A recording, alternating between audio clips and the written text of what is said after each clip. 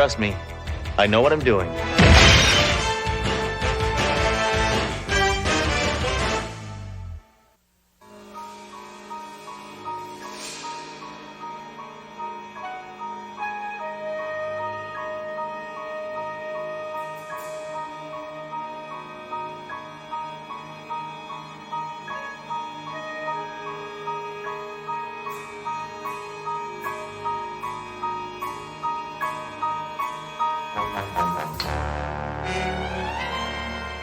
All right, Vermin. We know you're behind the so-called voodoo murders. Yep. Here you go, Inspector. Okay. Good as new. Well, thank you, Major. Hey, man, I don't say nothing more until my lawyer gets here. Oh, yeah? Is that right, Mr. Tober, we found this doll in the victim's apartment, and it resembles you. Hey, I will handle this, Duro, all right? That doll's got nothing to do with the murders this mutant meatloaf has committed. Besides, that voodoo stuff, it's all malarkey. Please be careful with that. I want my lawyer now. Come on, stop dancing. Now, how did you murder those people while they were in a locked room, huh? Sledge. What? He's allowed to have his lawyer here by law. Hey, no geek in a three-piece suit is gonna let this cretin go. Lawyers are nothing but parasites who prey on the wallets of creeps like this. Is that so, friend? Yeah, that's Scott. Scott Grable, how you doing? How are you? You know this fascist? Hey, shut up, Earthworm, or I'll deck you. So, what's with this getup here? What, did you join the Billionaire Boys Club? I'm a lawyer now, Sledge. Wayne State, class of 73. Yeah, well, here's your client. State Penn, class of 97. Duro, this is Scott Grable. You've heard me talk about my little friend from high school? No, not really. Oh, well, you know I never talk about my friends. I like this guy, he thinks. Nice to meet you. Well, since we're all friends here, I guess I'll be able to watch Carson tonight after all. Why don't you let me hold the doll? So, how long you been in town? A couple of months. Oh, how come you didn't call me? Too busy, huh? Tell you what, why don't we go have a drink and talk over old times? I'll have a drink. You're not going anywhere, felon. Yes, he is. I've arranged for your bail, Dominic. He's free to go. Bail? Come this way, Mr. Tober. We're letting you out. I told you I'd walk right out of here, Blondie. Yeah. Let's go.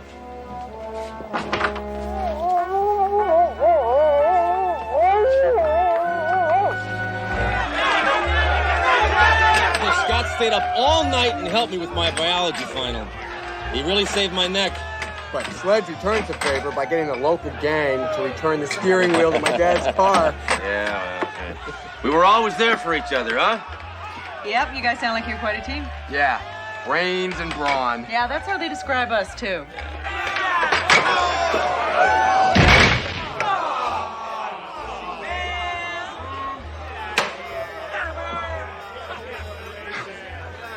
Hammer, I thought I heard you in here. What, was I talking that loud? Captain, I want you to meet a friend of mine, Scott Grable, a friend of mine from high school. Can you believe that? Scott, this is my superior, Captain Trump. How you doing? Nice to meet you. I had this installed. Doctors have beepers, I have this. 1 Charlie 5, proceed to 215 at 3rd and Grand. Roger. Scott, tell you what, why don't you come with me on a police run, and then we can go over to my place. How about that? Okay. What do you say? All right. Hey, are you got a place here? You living here? Yeah, or... I got a place Why in didn't you town. call me? I've been You should have called me up. very busy. What can I do? Yeah, but you didn't call me. I haven't seen Hammer that excited since he first got to identify a criminal's body. Well, it's obvious, Captain. You know, being with Scott has taken him back to a time before he became so callous. When was that, Doro? When he was a fetus? No, he was probably always callous. This is the first clock I ever got. My pop gave it to me. Hey, Sledge, here's a picture of us on the track team. I'm still the same weight, you know. Yep, I fired that starting pistol every single meet. Remember the state championships? Boy, I was depressed that day. Because we lost. No, because the coach only let me fire blanks. Picture of you, ROTC. I Again, no real ammo. Where do the years go, huh? Whoa, big trouble. Susan Hilton, she was the most miserable, self-centered, nagging killer witch in the whole school. Ooh. Why'd you marry her? Well, she was my high school sweetheart. It was expected of me, I think. Marriage shouldn't be done because other people expect it. Marriage should be done by two people who are in love with each other, want to make their lives complete. Being a lawyer has put a blindfold on your brain, old buddy. Some things are made in heaven, but marriage is made in hell. Well, I hope you're wrong, because I'm getting married. What? Getting married. You're kidding. To a wonderful lady that I'm in love with very much, and I want you to be happy for me. Well, happy? I'm happy. Sure, I'm happy. I'm happier than the day they legalized hollow point bullets. Great. Great. Good. Well, when do I get to meet your future battle axe? Well, I don't know. How about tomorrow night? I'll bring Duro along and we can make it a real party. I guess so. Gotta go, Sledge. Oh, really? Oh, that's too bad. I guess you have an early morning in court there, huh? Yeah. Yeah. Good. Well, sure was great seeing you. Even though we are on opposite sides of the law. Sledge, I'm a lawyer, not an axe murderer. Whatever. Anyway, really, it was really, it really was, to see it was, really. Nice, Sledge? Yeah, nice. That's, I have trouble with that word. Okay. So, don't get mugged. Okay. So long, buddy. He is a great guy, isn't he? So, has Sledgehammer changed his opinion about lawyers? Has he dropped his stereotypical prejudices?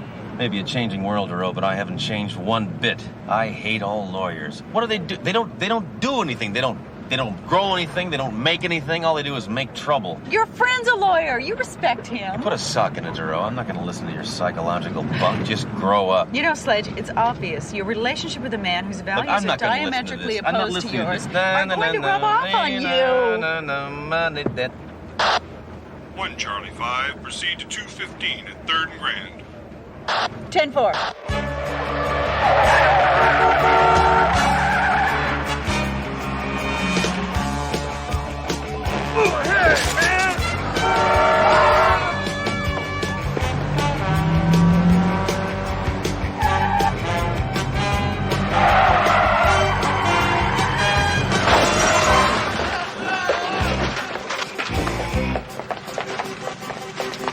Police business.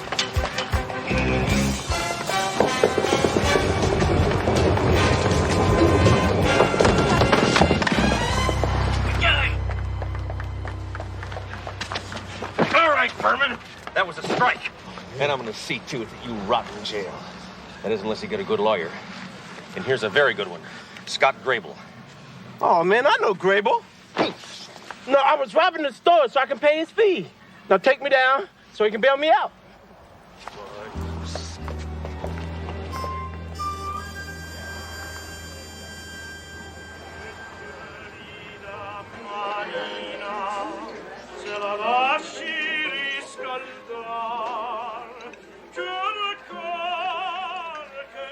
That's your typical Italian restaurant. Why do you say that? Well, I haven't seen one single picture of the owner shaking hands with Frank Sinatra. Wait a minute, I know this place. Oh, right. This was the ex-wife's favorite joint. Oh, well, try to have fun despite that. My fiancée chose it for this evening. I wonder where she is. She's never late. Well, I hope she didn't get hit by a car and splatter all over the street. Sledge. I'm just showing concern, that's all.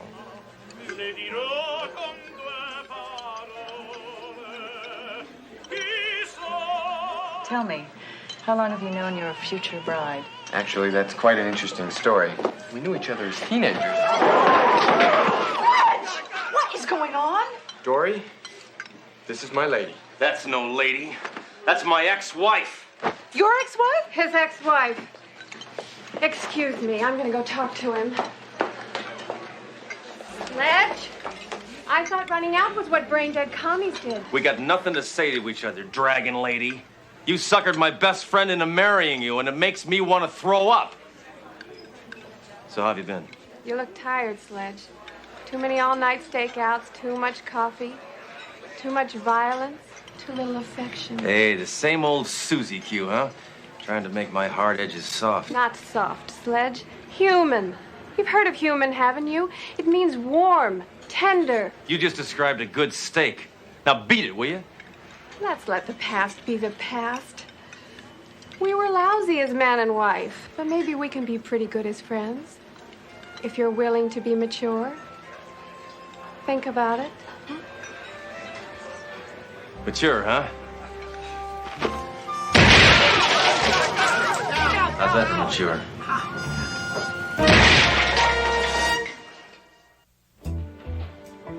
No, then he walked right out of the restaurant. That's unconscionable. I know, he pulled a gun on her. No, saying that's no lady, that's my ex-wife. That is the oldest joke in the book, Doro. Captain, if I had not seen it with my own eyes, I never would have believed it. I've never seen Sledge so scared. So anyway, Major is looking for the files now. No, don't try to hide it, Duro. I knew you'd be in here blabbing. And you. She's a woman. It's her nature to gossip. But you, Captain, I'm shocked. Hammer, we're concerned about you. Well, nothing personal, but my personal life is personal, comprehendo? Do I probe into your private life? Do I talk behind your back? Do I go rummaging around in your desk? All the time. Well, I was probably on a case. Hammer, why are you so angry? No more ex-wife, no more alimony. You should be celebrating. Celebrating? Now, why didn't I think of that? Oh, that's right, because I don't feel like celebrating! Sledge, your ex-wife is marrying your best friend. I mean, it could be worse. She could be marrying Peter Holm. Excuse me, Inspector, but I thought you'd like to know the suspect you just brought in is being released to his lawyer. I just changed my mind. I do want to celebrate.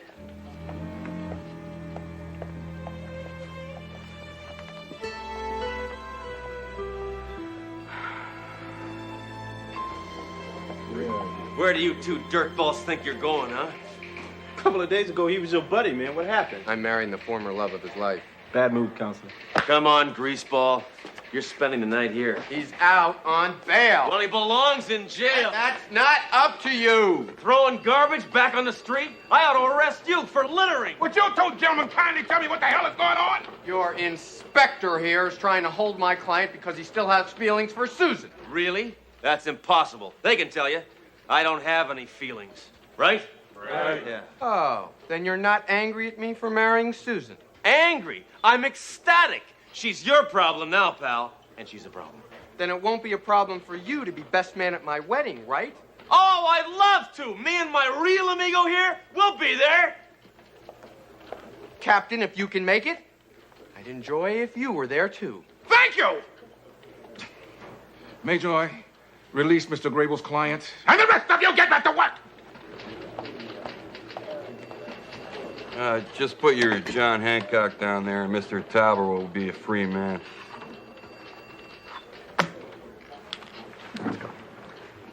Now, Mr. Grable, one more thing. What's that? Can I come to your stag party, too? Sure, Major. Party? Don't ask.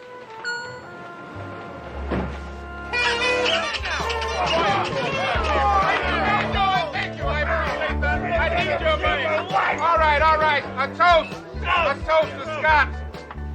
Many happy returns of the day. Hey, Hammer.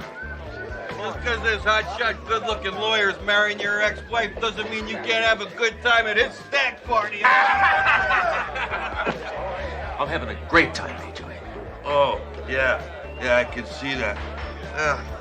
I guess it was just the beer talking. All right, here we go. Come on.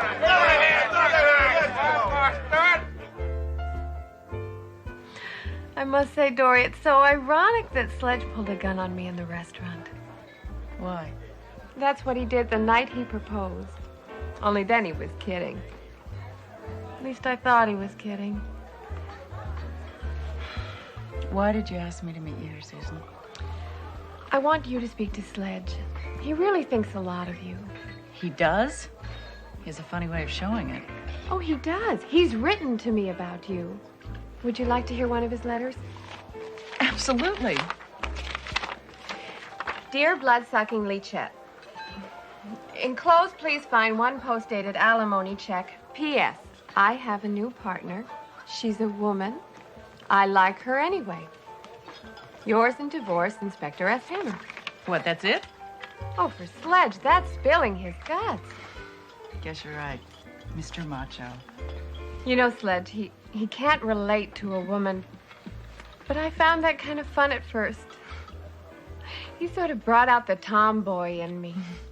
We used to arm wrestle and shoot guns, drive fast. But he never once told me I was beautiful. Never allowed a tender moment to stay tender. It grew tiresome. I had to move on. Yeah. Sledge will never change. I've tried to talk to him. He doesn't listen. I really feel sorry for him sometimes. Then try harder. Explain to him that if he doesn't change, he's always going to remain just what he is. A nihilist. Alone. Maybe he's working his way out of it. I mean, he went to that party to have a good time. Jolly good fellow, Bertie's a jolly good fellow, Bertie's a jolly good fellow, which nobody can deny.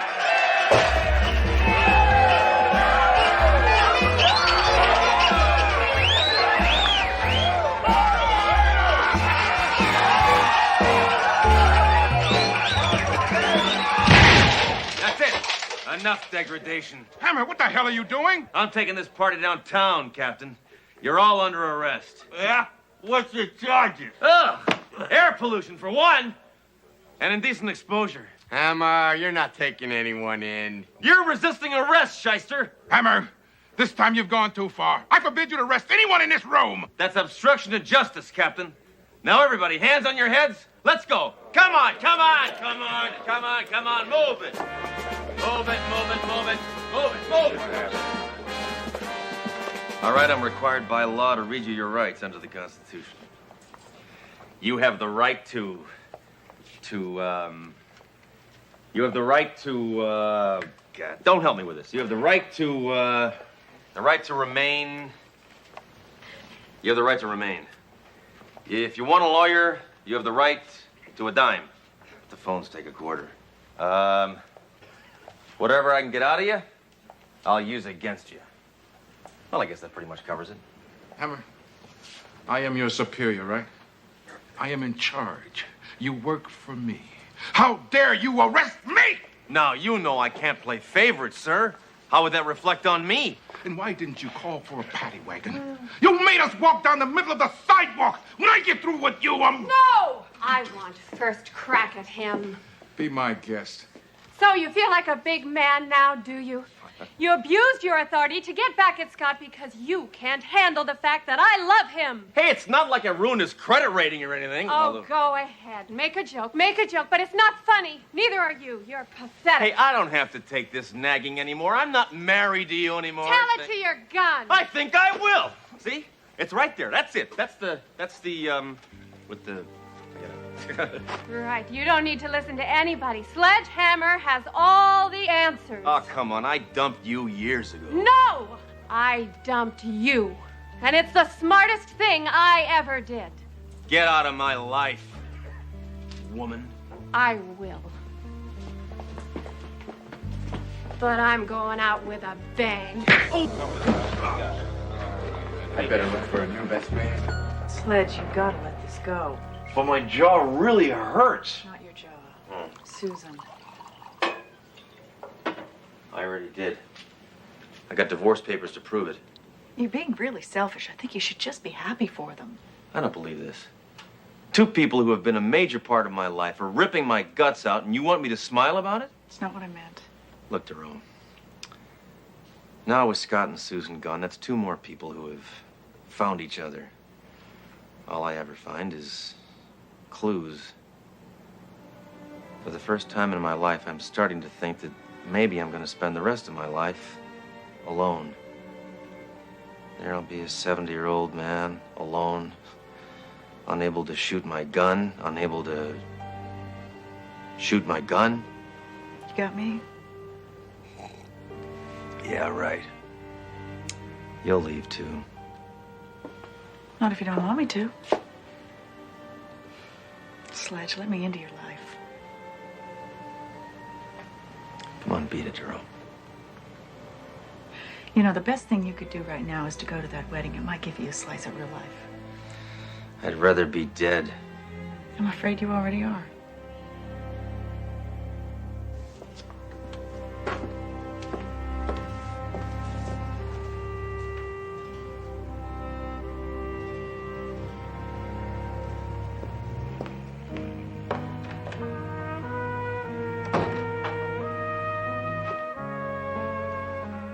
Well, amigo, it's just you and me, huh? You'll never leave me. You're all I got.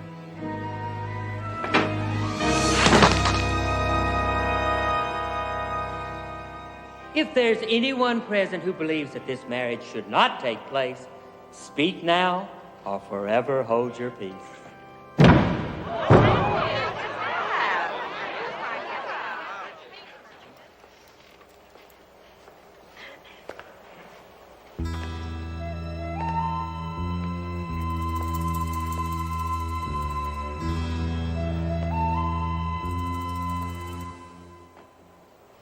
Get on with it.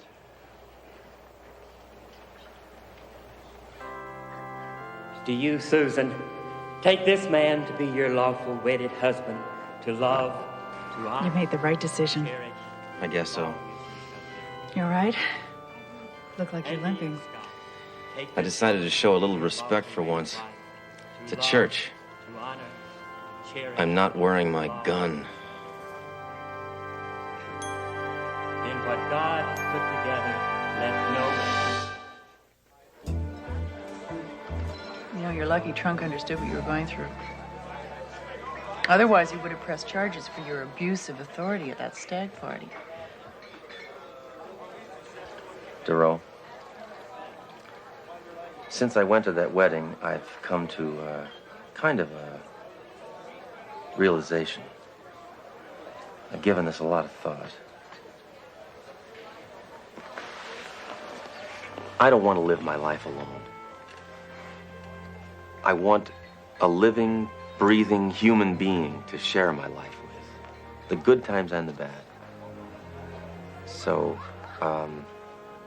this isn't an easy thing for me to ask, so I'm just gonna go ahead and say it. Will you marry me?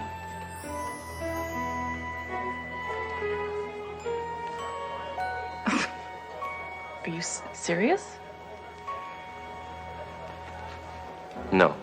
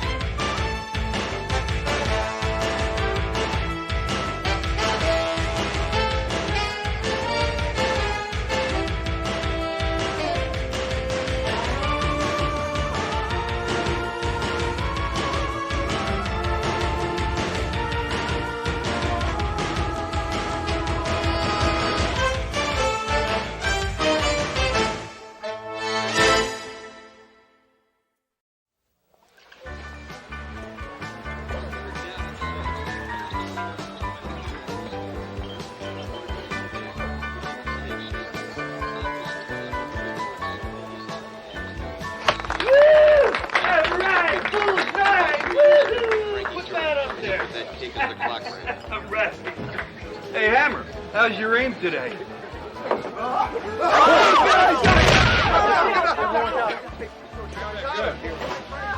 Worth 50 points. Penalty marker goes down. Pass interference against Chris Brown of Notre Dame. Yeah, or a root beer for the little lady, and for me, I'll have a root beer and make the mugs frosty. Coming right up. Allen Fink at 5 yards deep. He's going to run it out. He's up to the 5. Now he throws back the other way to 84. Did I ever tell you I used to play football? No, you never did. Of course, I played like a real man, without a helmet. Why doesn't that surprise me? Howdy, folks. Cowboy Cody here, and I'd like to drive this brand spanking new little filly right into your driveway. Oh, no, not him again. I hate that buzzard. Turn the channel. Come on, Hammer, we're watching a game. Yeah? Well, I wish that Bonanza reject would drop dead.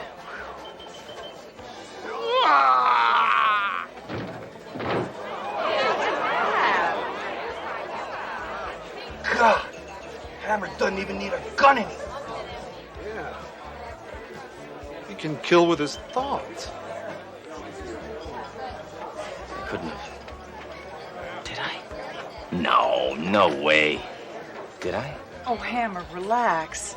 No, it had nothing to do with you. What if my mind is a cerebral 45 and I just shot a thought bullet? What if I accidentally kill somebody that really means something to me? Somebody like J. Edgar Hoover. But he's already dead. Maybe I did it. Hammer, absolutely not. Come on, Cowboy Cody's death is a coincidence. Look, his lot is 10 minutes from here. Let's go find out what happened. I gotta think. Happy thoughts. Happy thoughts. Happy.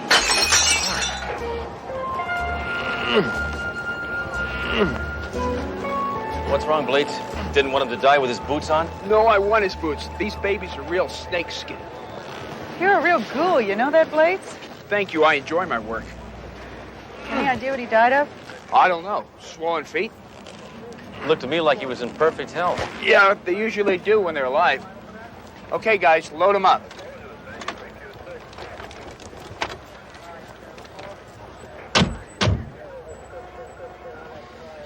I sure hope this wasn't my fault, Duro.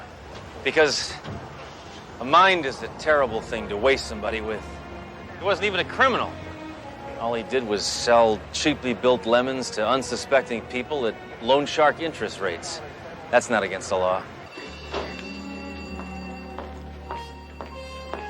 Doro! Where's Hammer? Why, do you miss him? Yeah, I miss him about as much as I miss having my arm cut off with a chainsaw. It's just that with Hammer, I like to know where and how far away he is at all times. The hearse carrying Cowboy Cody is slowly making its way down Boot Hill Boulevard. Maybe I should have sent something. Well, then again, maybe I sent Cowboy Cody. It's a somber occasion, and in keeping with Cowboy Cody's wishes, his family requests that in lieu of flowers, you buy one of his cars. So come on down to the funeral. There'll be free black balloons and rides on sad ponies for the kiddies. And in other news, a zany pit bull named Scooter has attacked his owner, Father O'Clark. Speak to me. Duro, I'm telling you I'm not coming in today. I'm too dangerous. Well, Sledge, you've always been too dangerous. But I'm a menace to the public at large. Well, you've always been a large menace. But I might have snuffed out an innocent life with a wish. And maybe I have a couple of wishes left. Sledge, I wish you'd quit being so ridiculous and get down here. Yeah? I wish you'd quit hounding me.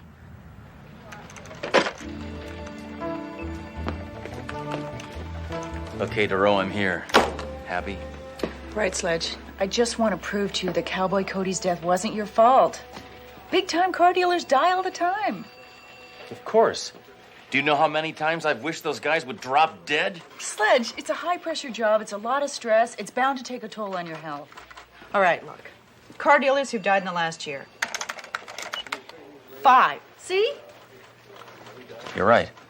I had nothing to do with their deaths. Of course. Of course. Their business killed them. Of course. I don't know where my head was at. Uh-oh. I knew it. I killed him. No, but they all died within 48 hours of their wedding. Just like Cowboy Cody. So? My marriage almost killed me. Just out of curiosity, I'm going to punch up the widows. Betty Jo, Bobby Jo, Mary Jo, Sally Jo, Debbie Jo. Doesn't that sound weird to you? Yeah. Can you believe how many stupid people name their daughters Jo? I wonder what they name their sons. Nadine? Now I'm really curious. Let's go down to the microfilm library and see if we can find out why all these honeymoons were so short.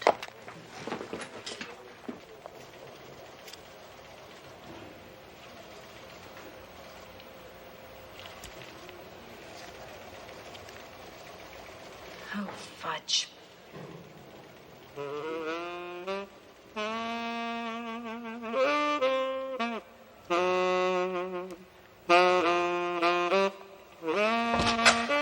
Excuse me. Are you lost? Isn't this the microfilm library? Yes. I know what you're thinking. Wanda Hobbs is nuts. Why else would she be playing strip solitaire by herself? No, actually, we came here because we What else do you expect me to do? Nobody wants to see microfilm anymore. Nobody comes to visit me.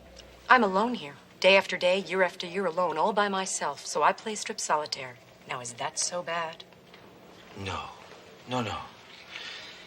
I think this one just flew into the cuckoo's nest. Actually, we came here because we want to look at some microfilm of old newspapers. God bless you. Please, please. Enjoy. Can I get you some coffee, some tea, some broth? How about a Danish, a donut? Bear claw, perhaps? Just the microfilm, all right? Plenty of time for that. First, let's chat. I'm Miss Hobbs, and I've got a name tag here someplace. I seem to have misplaced it. Anyway, I'm a people person. I like people, but no people ever come down here to visit me, except, of course, you two. Now that you've found your way, I hope you'll come down again. Look, you babbling old bag, just show us the microfilm, all right? Sledge! That's okay. As a people person, I'm aware that not all people are nice. Some are jerks. But I can tell that you are one of the nice ones. Okay, here we go. There's another one, Sledge. Look. And another one. Can we get blow-ups of these? Blow-ups? My, oh my, this is turning out to be a busy, busy day. Mr. and Mrs. Wranglin Rick, Orlando, Florida. Surfin' Sam, Newport Beach. Madman Mike, Bangor, Maine. Mr. Dan the Blubber Man, Houston. Crazy Phil from Salt Lake City. And our very own Cowboy Cody. Looks to me like it's the same woman. But did you happen to notice that it's the same woman? Oh, of course you did. But did you happen to notice it's different photographers? Hammer, nobody really cares. Least of all me. All right, Captain, what do we do now? Well, since this is an interstate crime, it is a matter for the FBI. There's no guarantee they'll solve the case. Look, Cowboy Cody was killed in my city by the most despicable, devious vermin that exists. A wife. And I'm gonna stop her before she marries again. You mean kills? There's no difference.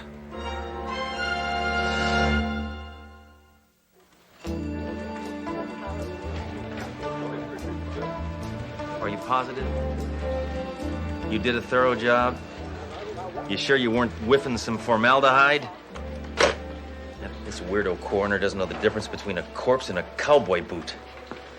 I told him we were absolutely certain that Cody was poisoned, but he insists there is no sign whatsoever of any foreign substance injected or ingested. Let's go down and whack his head against the autopsy table. Hammer! Now, according to my toxicology book, there are at least 7 poisons that are untraceable. Oh, really? As if I never saw a Columbo rerun. For a poison to be completely untraceable, it has to be absorbed by the skin. It also has to be applied in large doses and left on for a minimum of 6 hours in order to be effective. Oh, come on, Duro. What cheesehead would wear a ton of toxic poisons on his skin for 6 hours? Of course, he was a car dealer. You're right. We don't have anything. Wrong. We've got 6 rich, dead, obnoxious car dealers, all killed by the same man-eating woman. So what do we do? Duro, you know how to catch a shark? You throw out some meat. And you know what? You're looking at the meat.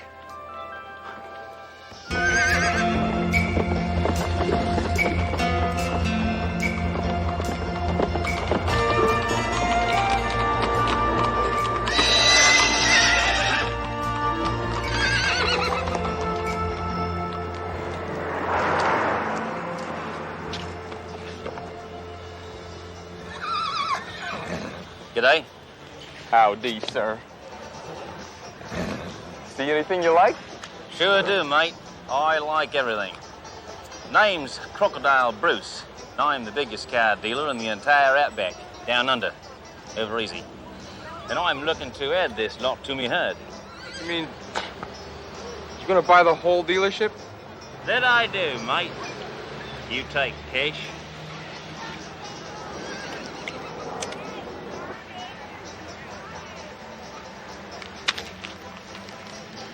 You see, I just love buying car lots. Well, heck, sometimes I'll buy a car lot, and then I'll sell it and buy it back the same day just to show off. You sure you wouldn't rather just buy 6 or 7 hatchbacks? That'd impress me. You want me to toss your head down the barbie, mate? I want the whole kit and caboodle, and I want it now.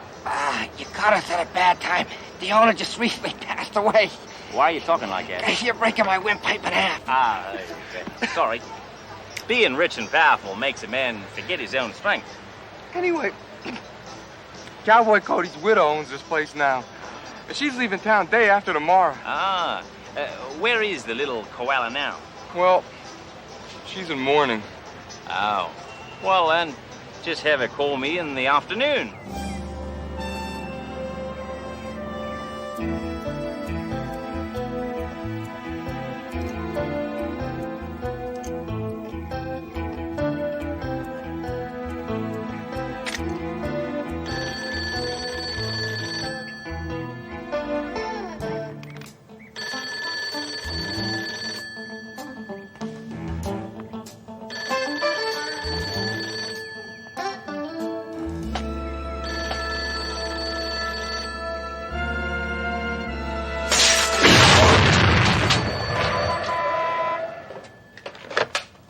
Yellow. Hi. Is this Crocodile Bruce? Who? Oh! G'day, mate. This here's the croc. This is Mrs. Cody. I understand that you're interested in acquiring one of my assets. Whoa, I don't know about that. I do want to buy your car lot. Well, there's a slight chance that I could be seduced into selling. Yo. Listen, little Shelley. I just hate doing business over the phone, especially when it's about to melt. So, what say we meet somewhere face to face? Or closer. How about 8 p.m. in the lounge of the Anastasia Hotel? Is it a date, Crocodile? Oh, may I call you Crocodile? You can call me anything you like. Just don't call me Waltzing Matilda.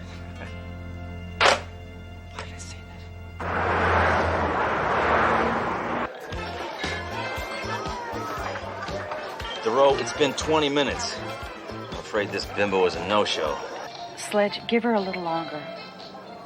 All right. I'll give her another, let's say, 45 seconds, and then...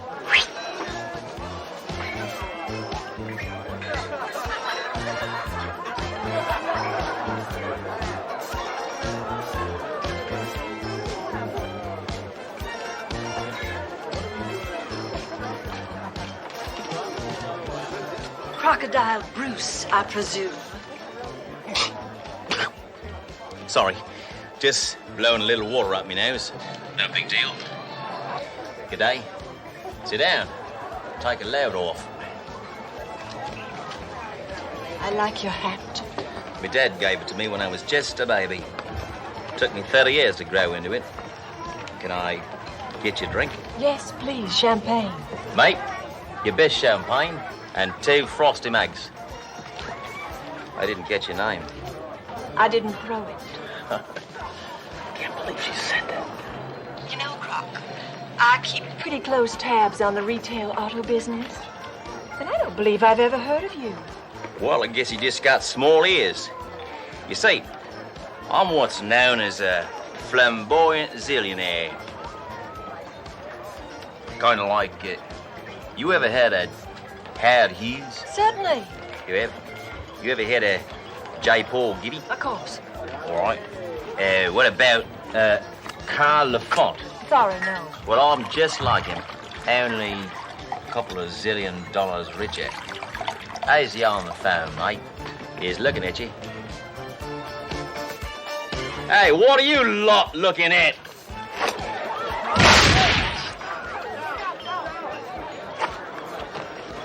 No worries. G'day. I like your style. Yeah, I'm quite a dude. So listen, lady. You gonna sew me that car lock, or are we just blowing hot smoke out our tailpipes?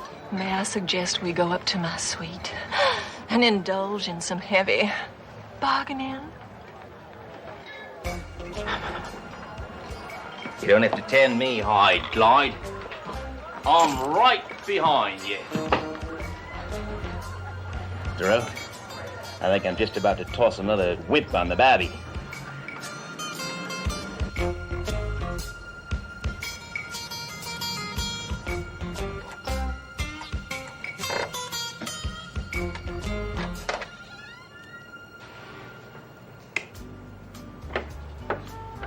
Well, taw me kangaroo down.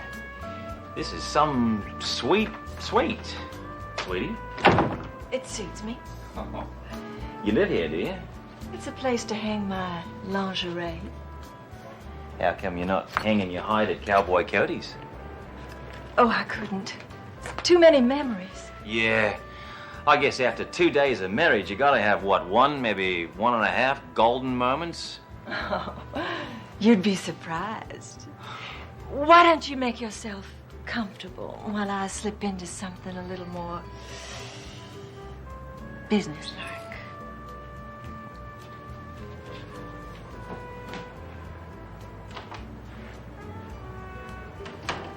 Duro, she's got a tiny car lot on her coffee table. I think this woman's running a couple of quarts low. Now all I gotta do is get her to marry me and then kill me before tomorrow and we're home free. Wallaby. Dress for success, I say. Boy, those things are amazing. Thank you. Yeah, these little cars, they're so lifelike. Vroom, vroom, vroom, vroom. Put that down. You're adding mileage. It's all right. You'll sit back the odometer anyway. This model is the apex of my dream. The ultimate car dealership. Not acres and acres of cars, but miles and miles. 3,000 miles. A car lot that stretches from sea to shining sea. Kind of like bumpers across America. Exactly. And we can do it together, Croc. With your zillions and my, shall we say, attributes. We can become the Jim and Tammy of the automotive world. Sounds like a kick in the pants. Oh, we'll own every car lot there is. Because if you own the cars, you own the world. Well, what the heck? You like cars, I like attributes. Let's get married. Oh, Crocodile, please. I'm a woman in mourning. Trust me, by tomorrow morning, you won't be mourning. In the morning. I'm still wearing Cowboy Cody's wedding ring. Listen, Gilly. I'll buy you a diamond ring so big, you'll have to wear it on 3 fingers. Oh, take your hat off.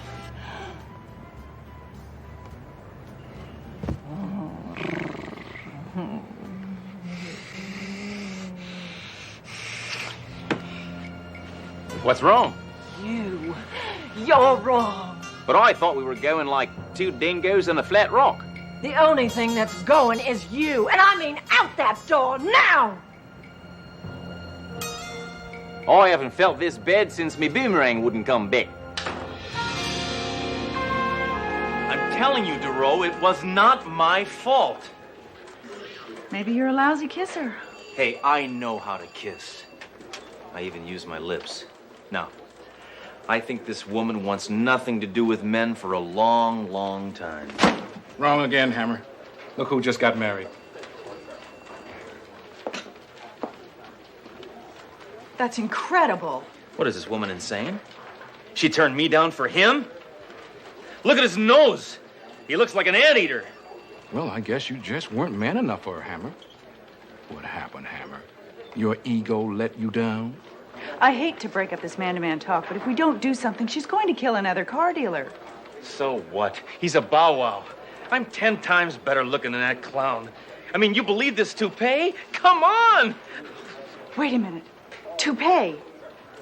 Didn't you say she got cold when she ran her fingers through your hair? A cowboy hat makes your hair greasy. Big deal. Cowboy Cody wore a toupee. poison absorbed in the skin takes 6 hours to work. That's it!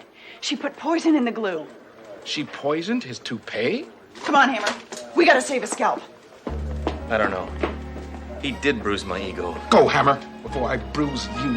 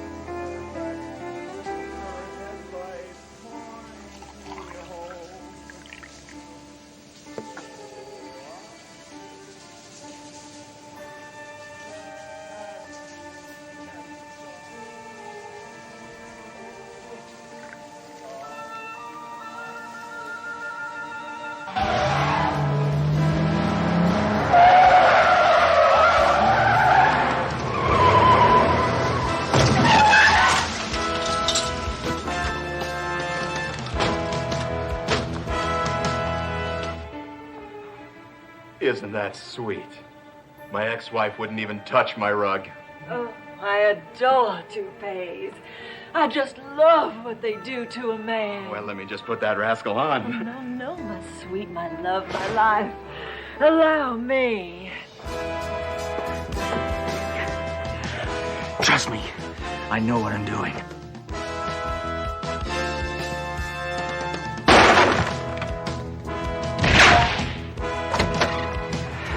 All right, Mrs. Maggot, drop the toupee. Who the blazes are you? Cops, police, flatfoots, John Law, the heat, the man, the fuzz. I think you made your point. We just saved your life, pal. No, you didn't. You just killed a perfectly good toupee. You're gonna get life for this. I'm not worried. I'm sure the jury will be very sympathetic. Oh, yeah? How do you figure? Is it really a crime to rid the world of car dealers?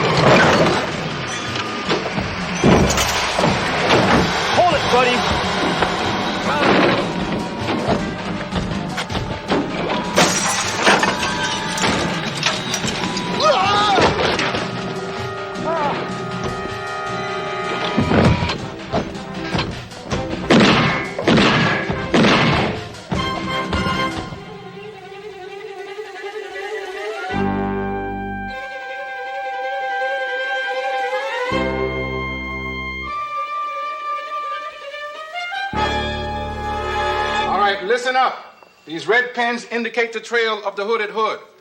This lowlife has done more damage to the image of police in this city than the time Inspector Hammer test drove a Sherman tank near the elementary school. We're going to change this situation around, starting right now. Good. This guy's goose is as good as cooked. Not cooked, Daly. Barbecue. Let me demonstrate Mother Hammer's recipe for hood flambe. I'm talking Kentucky Fried Criminals. Extra crispy. What about you in a straitjacket? Where'd you get that infernal thing? At the Shopping at Home Club. I buy 2 more and I get a free cluster bomb. Watch this. Put it away before you broil somebody that I like. No, I'm very accurate with this thing, sir. I could burn that book right there. I'll burn that. Cap! The hooded madman just robbed the widows and orphans savings and loan. Major, that's impossible. That place is impregnable. Oh, relax, Captain. There's nothing to worry about. It's not our money. That's where the police pension fund is kept. What? Now that's hitting below the badge. You wait till I get my hands on that slime ball. I'll make him a widow and an orphan. Hammer, we've got to find the slime ball first. Wait a minute. Why don't we make him find us? Captain, I think I know how we can replace the pension fund and trap this meandering meatball all at the same time. We'll hold a telethon, and we'll nail him when he shows up. Hammer, have you been hit over the head recently? No. The plan is foolproof, Captain. Telethons make millions all the time. Now all we have to do is find some dimwit who's willing to make a fool of himself on TV to be our MC. That is the most preposterous thing that I have ever heard. We will have a telethon over my dead body. Haba Nagila, pain is my heart. Haba na na na na, haba na na na, haba na na na, pain is my heart. Uru, Arvakina Vesamea, Arvakina Vesamea, Arvakina Vesamea, Arvakim, Vesamea. Oh, yeah. Thank you, Craig, for your kind applause. And now that we approach our 11th hour, Officer Daly, what is our total? $287,003. Thank you, my friends. That's great. That means in another, 2,000 years, we should be almost halfway home. Here's Officer Fletcher Mayjoy with one of my favorites, the mating calls of the great yellow-bellied sapsucker. Thanks, Captain.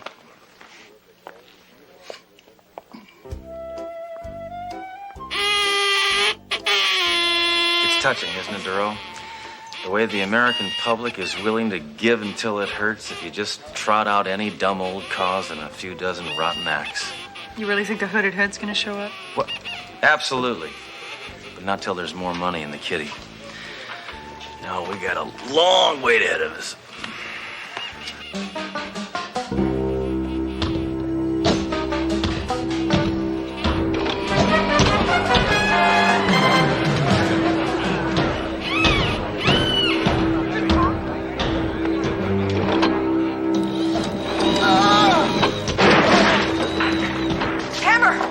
Not a man, he's an android. I don't need a gun. I need a can opener.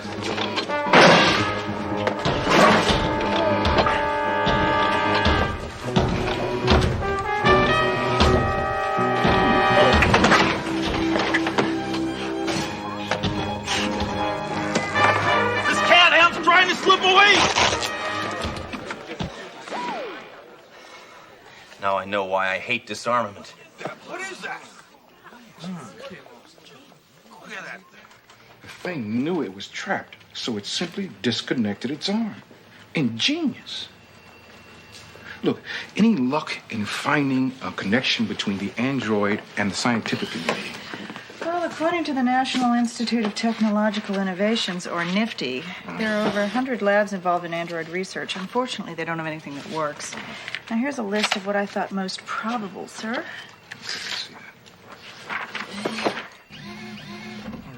All right. Okay, why don't you, just see what you... Hammer! Leave that thing alone. It's evidence. I didn't. Get away from it! No, Shut up! Okay. I'll tell you what, why don't you give NASA a try? Oh, good thinking, sir. Yes, I'll get a hold of the gun and cut through the red tape. Who should I talk to over there? Check out Foreman. He's a friend of mine. All right. Now, I want you to look at a list of the scientists, too. Now, this is dating back, starting... Hammer! I'm having trouble, sir. You're trouble! No. Get away from that thing! I told you didn't it's do it. evidence! Stay away from it! Shut up! So this is dating through 1952. Maybe start in the 70s. I mean, they weren't really doing anything. Doro, we've got to go back as far as we can. We give NASA a try. Punch it up in there and see what happens.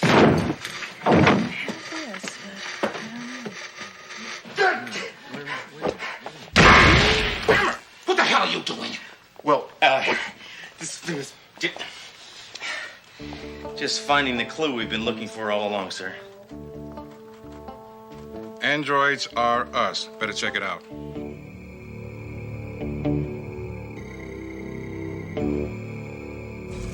Yes, I recognize this card. I was going to notify the police as soon as I heard about the robberies, but it all happened so fast. Right. Read him his rights, Thoreau, while I beat him up. This is the man behind the one-man tidal wave of crime. Maybe it isn't. Go on, Dr. Deco. Arthur Deco. Don't call me Art. I am not a criminal. I created androids to improve the quality of life at the flick of a switch.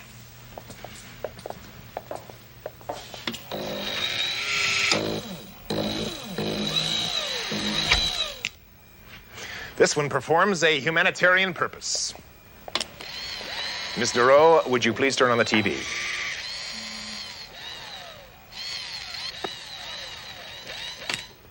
It will allow no human being to watch designing women. Listen, Test Tube Brains. What about the metal maggot that left an arm for a calling card? A dream gone astray. I was not content to create mere domestic androids. No! I had to reach for immortality. I had to make Bork. The judge? No. Bork. B-O-R-C. That stands for Biologically Organic Robot Cyborg. The most highly advanced android in the universe. Bork was perfect except for one minor detail. He had no sense of right or wrong. Why does that sound familiar? Bork's flaw was capitalized on by my former associate, Malcolm Dench. Dench left this message the night he took Bork off to a life of crime. Hello, Art. By the time you hear this, Borky and I will have embarked on a series of robberies which will make me the richest and most powerful man in the world.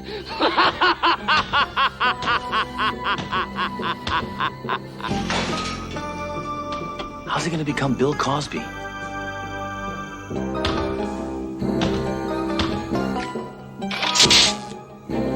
It's Bork.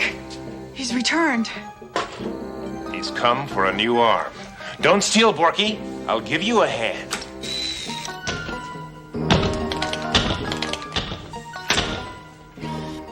Dench disrupted the discipline frequency. Forget it. The steel-plated sleaze is mine. Sledge.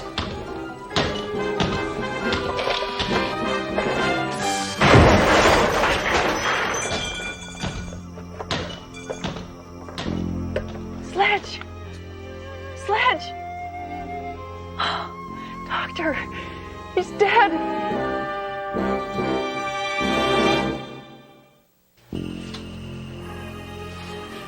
How is he, Doctor? To tell the truth, it would have been better if he'd been run through a blender. Where am I? Am I gonna be okay? Yes. Of course you're gonna be all right. Nothing can keep you down. Oh, good. Then help me up so I can nail that walking trash can. No, Sledge, you can't. You're in a full body cast. Then give me a bazooka and a wheelchair.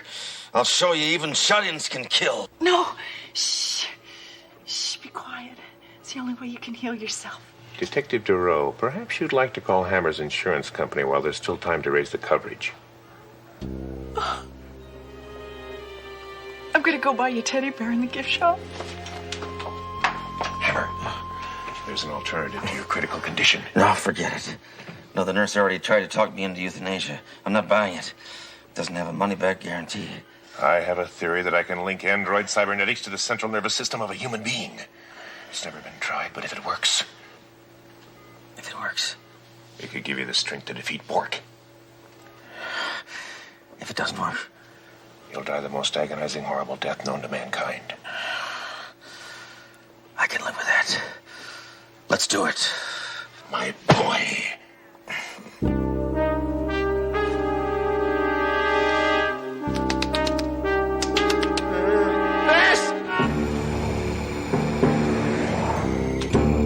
You wanted to see me, Cap?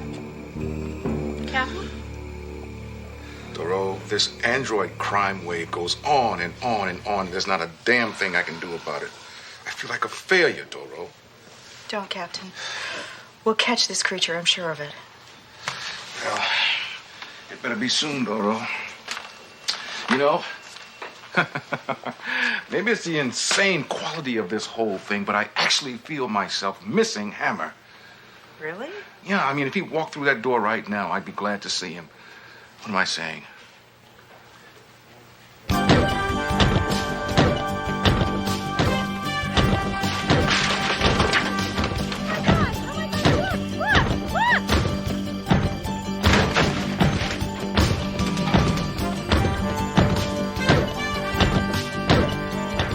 There is a lot of crime. Everywhere I look, crime, crime. Is that you? I am no longer Sledgehammer.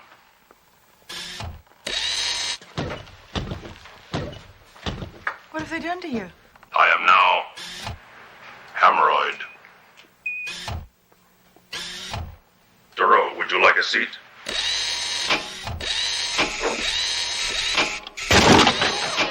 Sorry, I still don't know my androidal power.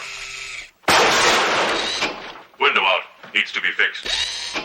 Would anyone care for refreshment? Hey, Hammer, you got a black cherry on you? Mayjoy, all of you, get out of here. Don't you have some work to do?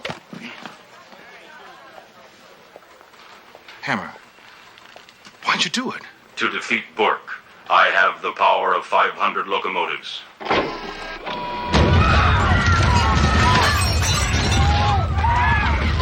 Guaranteed 6.2 on the Richter scale every time. Please note, now my amigo and I are one. That was a glitch, but it was fun. Some things never change. Thank you. I also have X-ray vision. Nice teddy, Duro. Interesting lacework.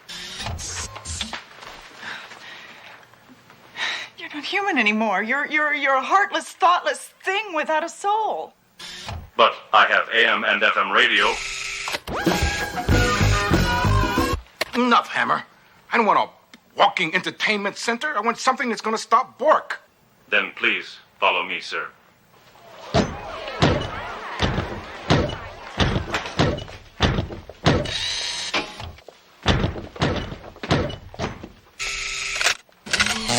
What a rush. Computing. Work. Yes. Bork has stolen $600,317,000 from Malcolm Dench. An analysis of Dench's psychological profile indicates he will use the money to build an android army. Android Army, of course. That's just what a monomaniacal nobody like Dench would do. He's going to need massive amounts of technology and illegal arms. Arms. Thank you. A search through the file on arms dealers with technological capabilities gives us... skull fracture. The notorious mercenary General Skull Fracture. He's in town at the Napalmer House for the International Convention of Megalomaniacs. I will patch into his private line and arrange a meeting. Fracture will be eager to meet with his best customer. I am also equipped with a voice simulator. Pretty neat, huh, Nancy? Fracture. Dench here. I want you to meet me at once. Now.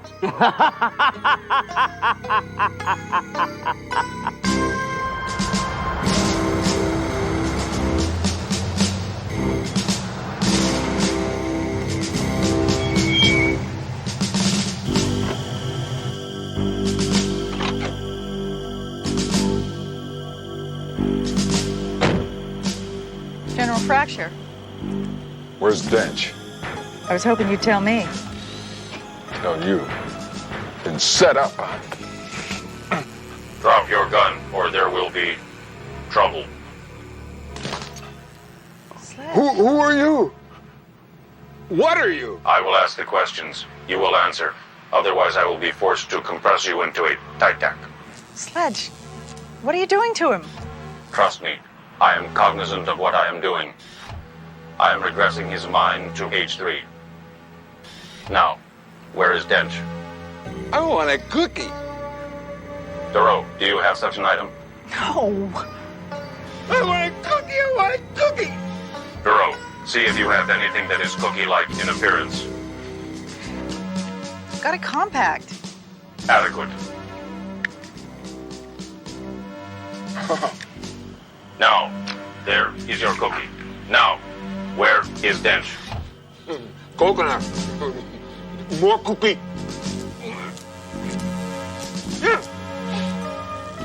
Dench and Borky at Dr. Deco's lab.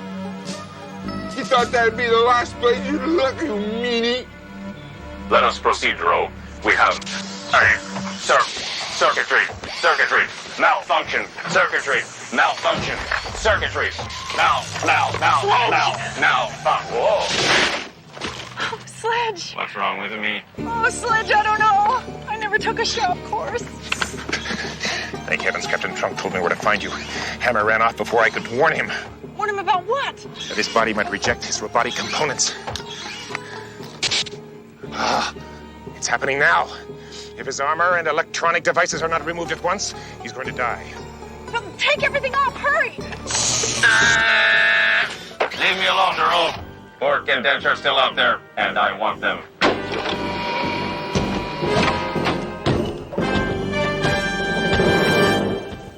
Excellent, Borky.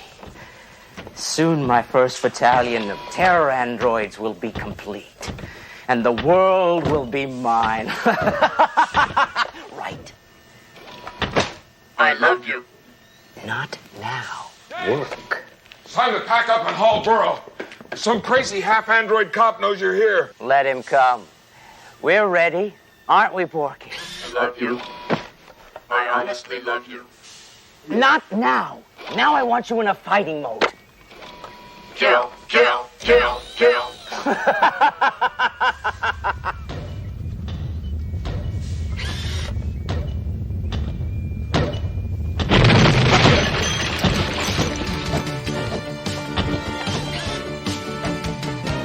Hold it. You are both under arrest.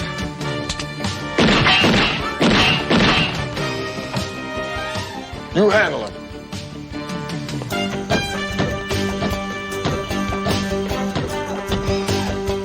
Party is terminated. Stench. That's Dench. Whatever. Bork, seize him.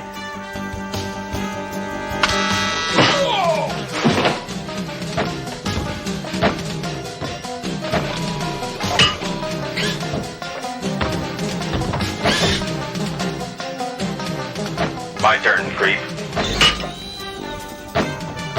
Destroy him, you coward! Destroy him! Yes, obey, Bork. Obey. You lack the cognitive faculties for independence. You are nothing but a jumped-up toaster. Don't listen to him, you stupid android. Listen to me. Bork not dumb. Bork have emotion. Bork love Dench. Well, I don't love you, you waddling junkyard. Now kill him! Kill him! Kill him! No, kill him. Kill him! Kill him. Kill him. Kill you. Kill you. Him. Kill him. Kill you. Kill him. Kill you. Kill him. Borky, get up. You see, Dench, you and Bork suffered from the same fatal flaw. Human emotions. A problem I do not have. Therefore,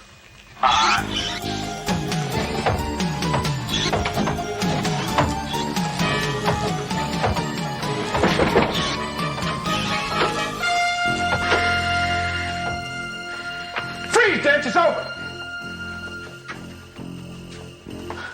Sledge! Look, he's rejecting his robotic self and trying to change back into a human being. I'm sorry, Detective. He's scrap iron. No, it's not possible. I mean, I never. We never. He's dead. Farewell, Sledge. Farewell, my lovely. Dory. Sledge, you're alive. Captain, he's alive. Terrific.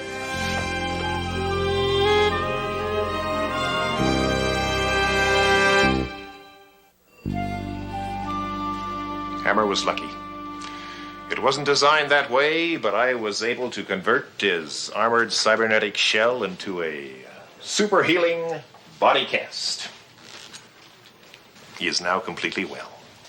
Well? Well is a relative term, Doctor. Well. Sledge, we're glad you're back, but if you're completely well, what's wrong with your arm? Listen, I gotta run. I'm late for the Jungle Warfare singles weekend at the Ranger Base. Hammer, what are you hiding? Nothing! Well, this. I just gotten sort of attached to it. Actually, I think I finally got the hang of it.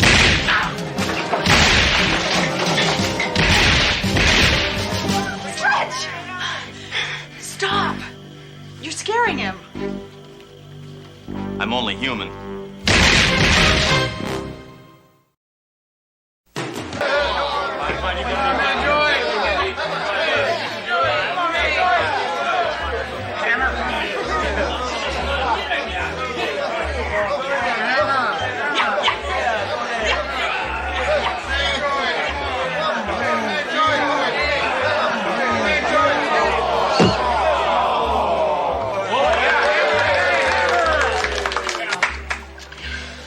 All right, who's next?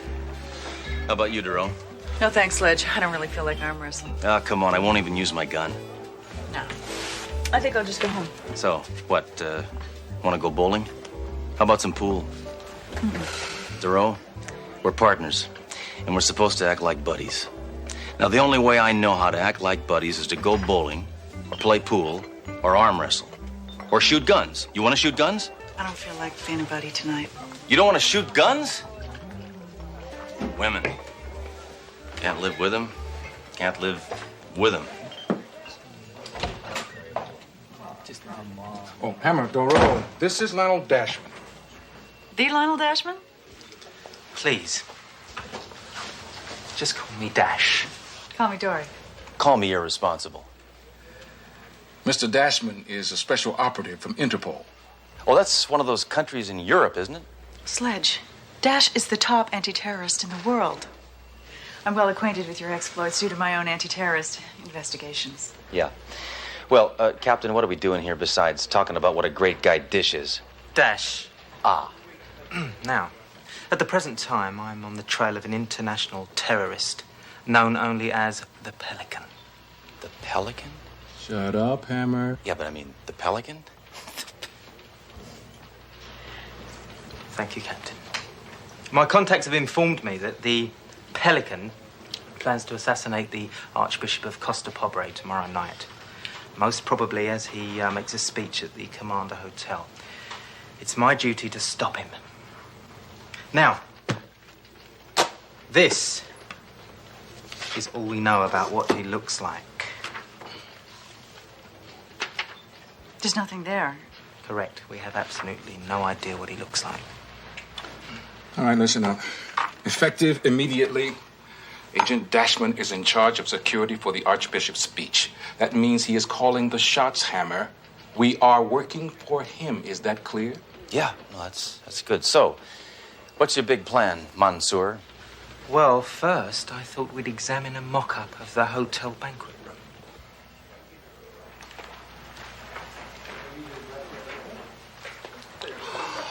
Ooh, look, this detail is amazing. Oh, there's a little Archbishop. He's running around saying, "Oh, Dash! Oh, protect me, Dash! Protect me!" Oops! The Pelican shot his hat off. Ooh. It's nothing to joke about, Inspector. I wasn't joking, Mr. Dash. The Pelican has a brilliant criminal mind. He's crafty, he's wickedly smart, and he's a chameleon. He can assume any identity. Yeah, well, if you were half as smart as he is, you wouldn't be wasting your time on this dollhouse, Tinkerbell.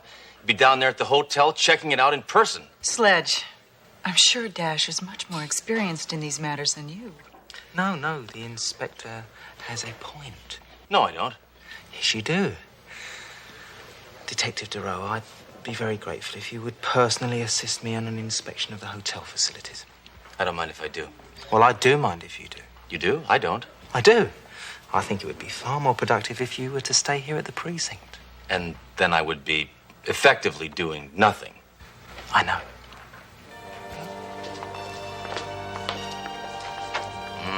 I wonder if this hotel is earthquake-proof. Oh, look out! Help! Oh, no! Look, little Dash! He's trying to escape! He's trying to escape! Help! I don't like it. There's too many entrances. Yeah, 8 so far.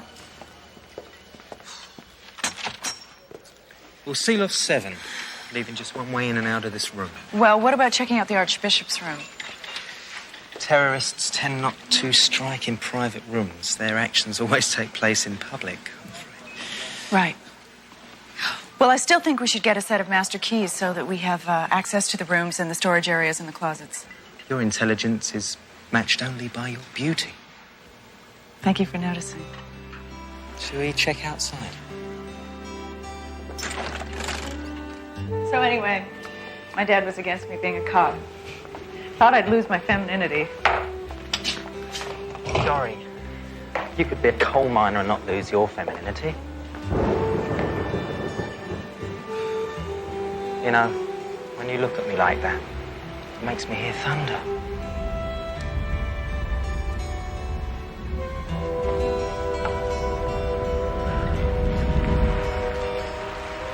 You know, when you look at me like that, you make me feel like it's raining. It's raining.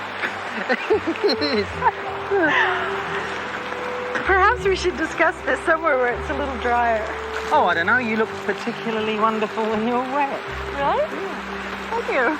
Listen, my place is nearby. Would you like to come over and I'll cook you a home-cooked meal? Oh, I've heard of those. Isn't that a meal where you don't have to tip anybody? Yes.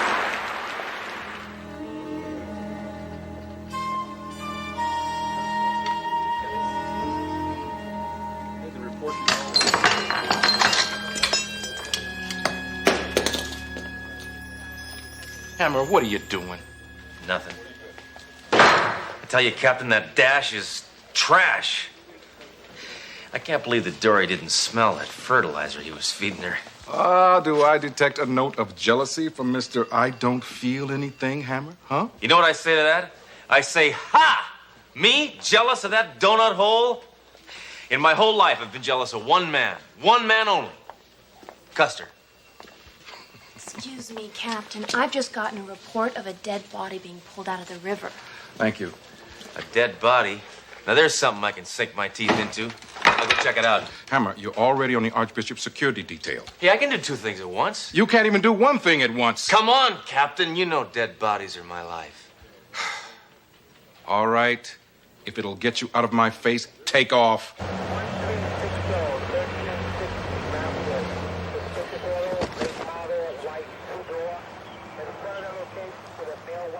What's up, Norman? Not him. His face and his fingertips were beaten in oatmeal. And he's got a bullet hole in his chest the size of Montana. Oh, did I mention? He's dead. I smell foul play.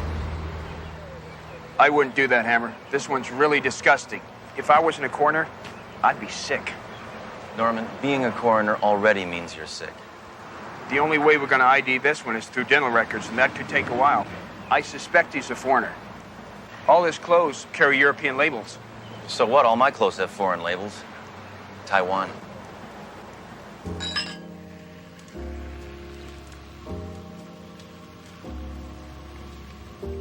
Hope you enjoyed dinner. Splendid, as is the company. And the brie, was it ripe enough? Oh, delectable. In fact, I'd venture to say it's the very best dairy product I've ever tasted. I'm sorry, I'm being really stupid. I'm nervous. Well, it's just that it's been a long time since I've had a guest. I mean a man guest. Here. Look, let's face it, it's been a long time since I've been with a man, period. This partner of yours, what's his name? Sludge? Sledge. I care about him, but our relationship is strictly professional. Really? So far, I haven't found anything professional about the man. Oh, Sledge is okay. He's a good cop. Well, he's not really a good cop, but I've grown accustomed to him. Ah. Loyalty. Another fine attribute to add to an already substantial list. Have I mentioned that I think you're quite extraordinary? You make me feel like that. Oh, I hate this. I really hate this. I'm sorry. No. Me. No. No, it is. Really, first dates are so awkward. No, it's my line of work. Always on the move. Always in another city, always with strangers. Always alone. Well, you're not alone now. I know. That's what's so frustrating. I finally meet an incredible woman like you. Someone I'd really like to get involved with. And I can't. A couple of days from now, I'll be 1,000 miles away. Another assignment, another city. Alone again. Naturally.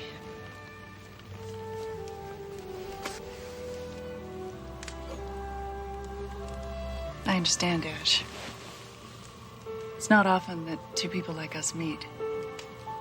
So since we have such a limited amount of time, I suggest we make the best of it. You know, you Americans are a lot wiser than the rest of the world gives you credit for.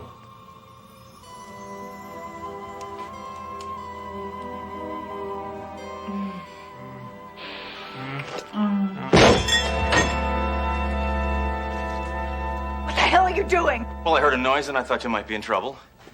How was I supposed to know London Bridge was falling down? How dare you burst into my private apartment? How dare you kiss alien lips? You're an American. Surprised this fop even likes women. I beg your pardon? I don't pardon anybody. Neither do I.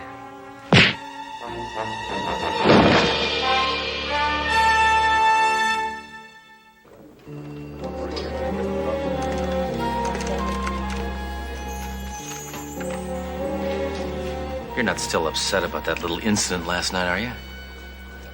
Little incident? You barge into my private apartment like Rambo in heat and proceed to ruin the first romantic evening I've had in years? Because of you, Dash left.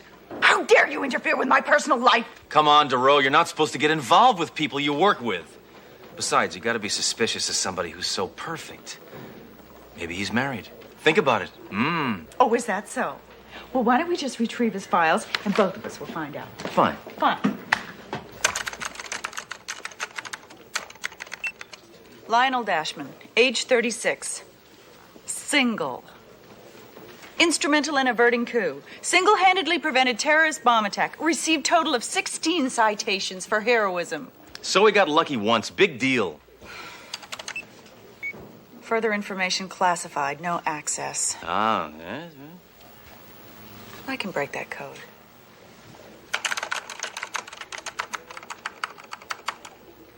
Bingo. Presently working under code name Icebreaker. Top secret. He's clean, Hammer.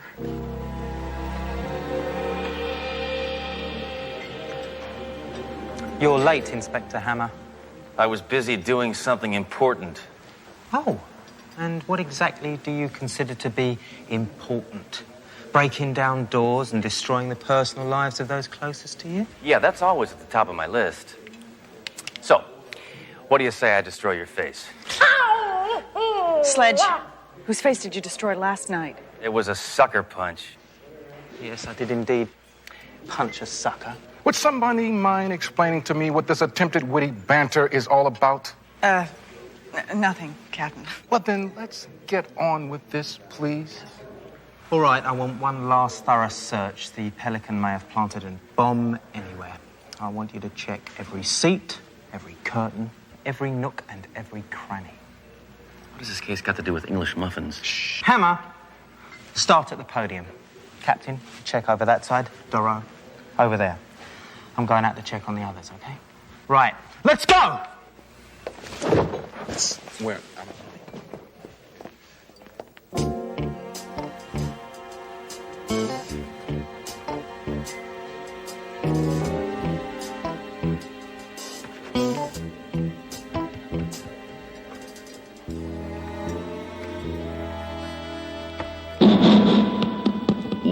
The bombing will begin in 5 minutes. Hammer, what are you doing? I was just checking to see if you can hear it. Can you hear this? Stop screwing around with that thing. I was checking to see if it was on. Yes, it's on. Okay. Leave it alone. Okay.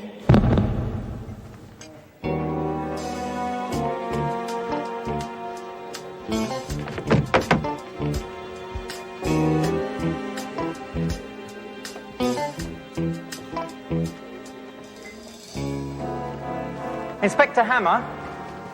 Hey, do you mind? Can't you see that I'm frisking a curtain? Thank you. I thought I told you to check this podium. Yeah, I did. It's clear. I suppose you thought this was chewing gum. Plastic explosives. Where'd you find it? Under the podium, it would appear that the inspector isn't very good at inspecting. Hey, now, wait a minute. I checked that dang thing 45 seconds ago, and there was nothing there. Except the explosives. Look, you bag of British botulism! You planted it, didn't you, huh? You planted it to make me look bad. Sledge, you know, it's really embarrassing. Use someone else to cover your own incompetence. Yeah, your incompetence is already common knowledge. All right, that does it. Ever since this bag of English earwax showed up here, it's been put down hammer time. Well, the time is up! I think it's obvious that the inspector, and I use the term loosely, is emotionally unfit for this assignment. I think it would be best for all concerned, especially the Archbishop, if he were to leave the premises permanently. Yeah. Good idea. All right. Fine. Fine.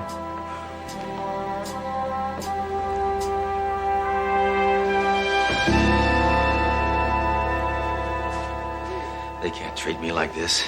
I'm a cop, and I demand respect. R-E-S-P-E-C-T, that's what being a cop means to me. Hey, Hammer, you got a minute? Major, I got so much time on my hands, it's about to break my fingers. You know, we got a partial ID on that body from the river. Some hotshot Interpol guy.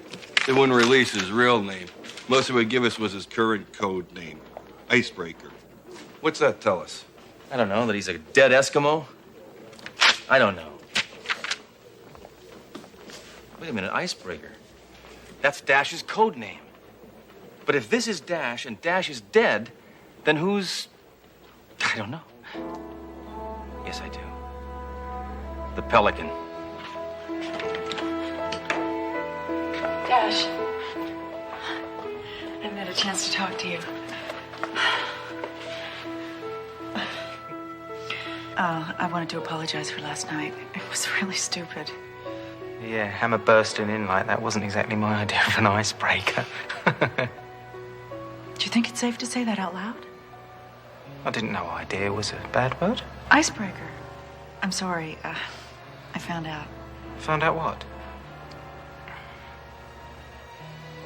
Oh, icebreaker. Of course. Why wouldn't you know your own code name?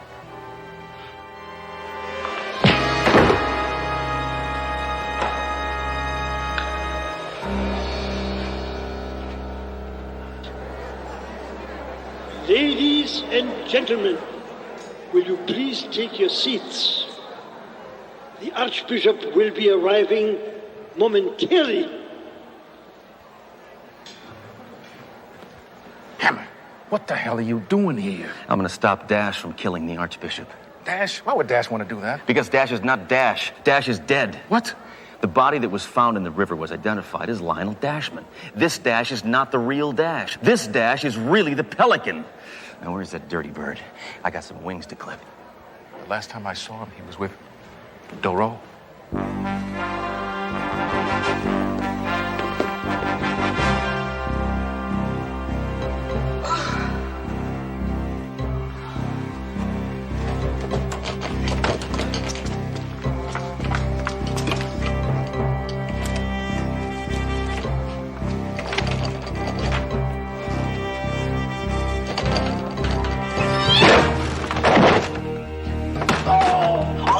Sledge? Go! Oh, Sledge! Dash isn't Dash. He's the Pelican. I know. You go warn the Archbishop. I'll take care of the Pelican. No way, Sledge. He's mine.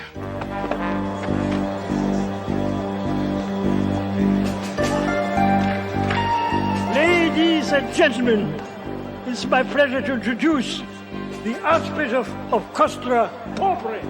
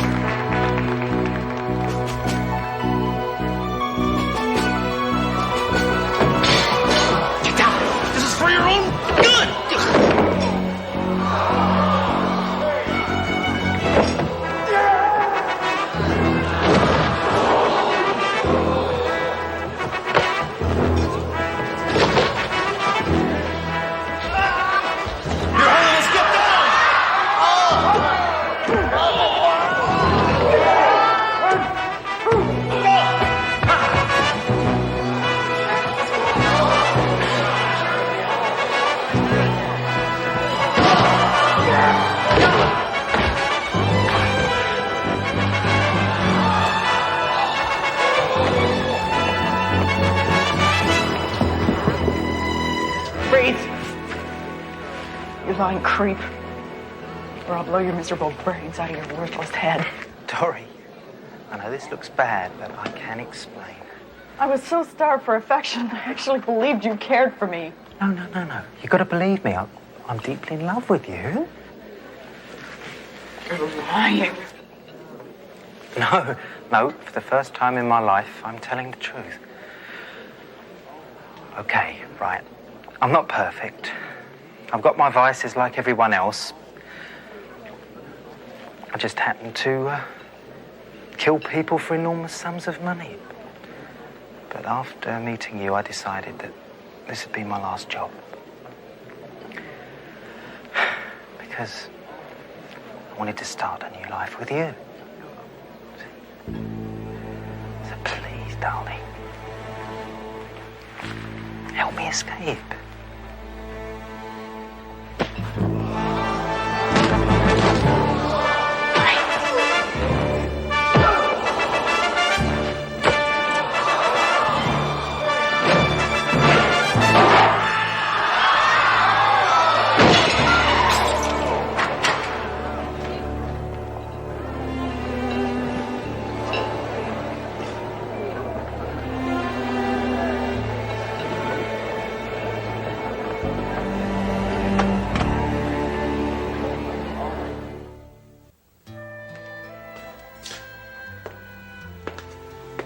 So what are you doing here so late? Nothing. Cross-referencing some files.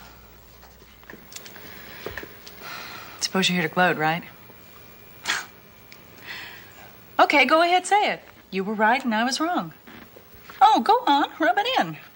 Now tell me all about how you knew this sky was no good for me and you tried to tell me and I wouldn't listen. Okay, I'm an idiot. I made a fool of myself. Just say what you have to say and get out, okay? Well, what I was going to say was, if you're not busy, would you like to go bowling, buddy? I could beat you any time, bud. You and what army?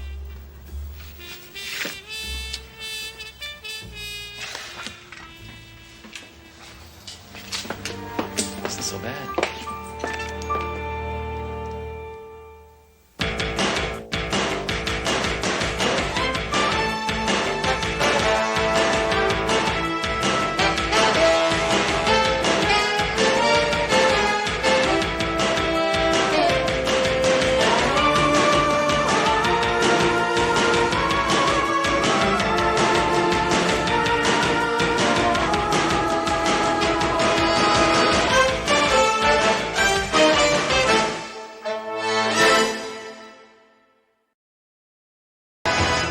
Trust me, I know what I'm doing.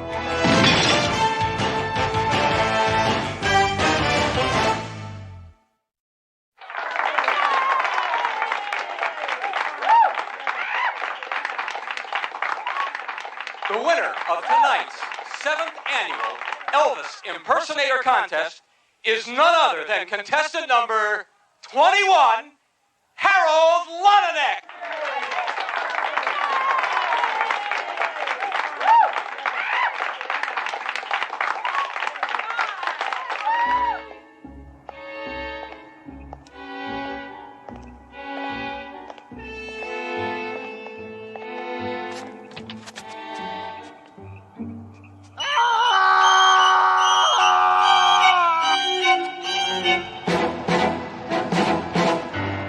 Elvis Presley impersonators killed in the last 3 weeks. What on earth could a killer's motive be to murder 15 Elvis impersonators? Obviously to get in the Guinness Book. Hammer, this is serious business. Performers are dropping like flies, and I want it stopped. So I suggest you and your partner get over to the county coroner's office and see what you can find out. I'm getting it again, I know it. I'm getting it. There it is. There it is. There it is. You know, for all my years of being a cop, I will never figure out how people time and time again can do something like this. It's true. The taking of a human life is just deplorable. Not that. Drawing the chalk outlines around bodies, it's a ridiculous way to make a living.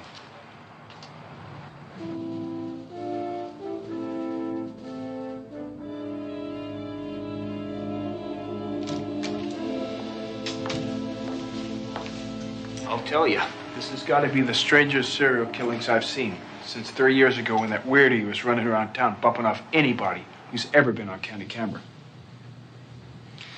Next of kin been notified? Yes, but none of them can identify the bodies. They all look alike. Dead ringers. Well, I hope nobody's offended, but I'm just gonna go ahead and eat lunch, okay? What? You're going to have lunch now? Yeah, well, I know it's an odd time to have lunch, it being so late in the afternoon and everything, but I cannot afford to skip meals. Tell me, what exactly was the method used to do in these Elvises? The assailant struck each and every one of the victims in the head using a blunt object. What kind of blunt object? I'm not exactly sure. Their fragment studies have led me to believe that the weapon was gold-plated. Gold-plated? Yes, and furthermore, speculating from the size and the shapes of the wounds, it's my guess that each one of the fatal blows were administered by a microphone. A microphone? Well, I guess we should start bringing some game show hosts in for questioning, right? Look at this. Would you please stop eating? It's really in very poor taste. You're right. I'm sorry. You're absolutely right. I should have brought enough for everybody. Yeah. If you'll excuse me, I gotta go get ready. Photographers are coming to take some pictures of myself, along with all these dead Elvises. What, for the newspapers? No, the Guinness Book. Imagine what it's like being a coroner. Going to bed every night, knowing the first thing to greet you in the morning is a dead body. Of course I can imagine, DeRoe. I told you. I was married for 5 years. All right, let's go over what we know so far. 15 Elvis impersonators have been murdered, and they all share one common denominator. Right, they're all dead. You know, Hammer, I really insist you adopt a more serious demeanor towards this case. All you've been doing is using it to make mediocre jokes. Don't be fooled, DeRoe. My mind is slowly putting the pieces together. Sooner or later, I'll get that beef jerky, and when I do... Oh! How's this investigation coming? Any leads? Not really, but after a few more victims get killed, we'll have more to go on. A few more? Hammer, you're not supposed to let anybody else get killed. You're supposed to stop that maniac. Look what the press has labeled this creep. Oh, this makes me want to throw up. Look at that. Why is the press always glorifying violent people? They write about somebody like me for a change.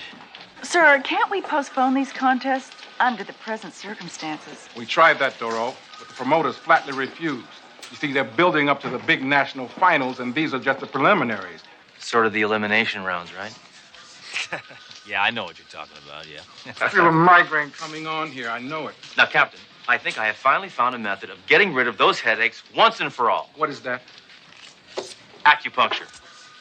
Get away from me. I'm good with the these. needles. No This is needles. good. Get away from me with the needles, Hammer. Get away from me I with do this on myself. Get away from me with... No, Here, listen, watch. I am known for this. No, it's gone. Give me one chance. The needle? Give me one. Just get one away from me with the needle. No needle! His loss.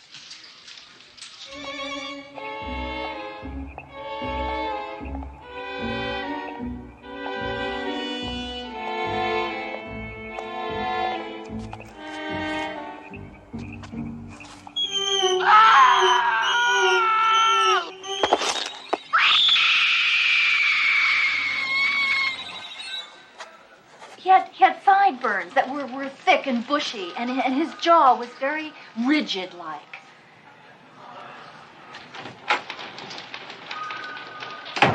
What's shaking? There's been another murder. This woman's an eyewitness. All right, lady, confess. I know you did it. Now talk. I'll get it out of her. Talk. She's a witness, not a suspect.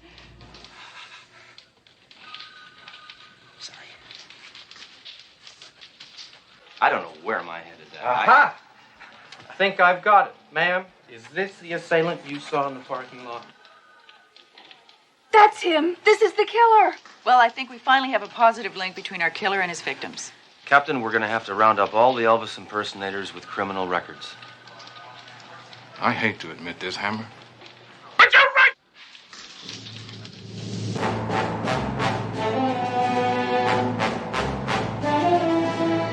You know, it's really a shame That's Incredible isn't on anymore. Can of comments, will you, Hammer?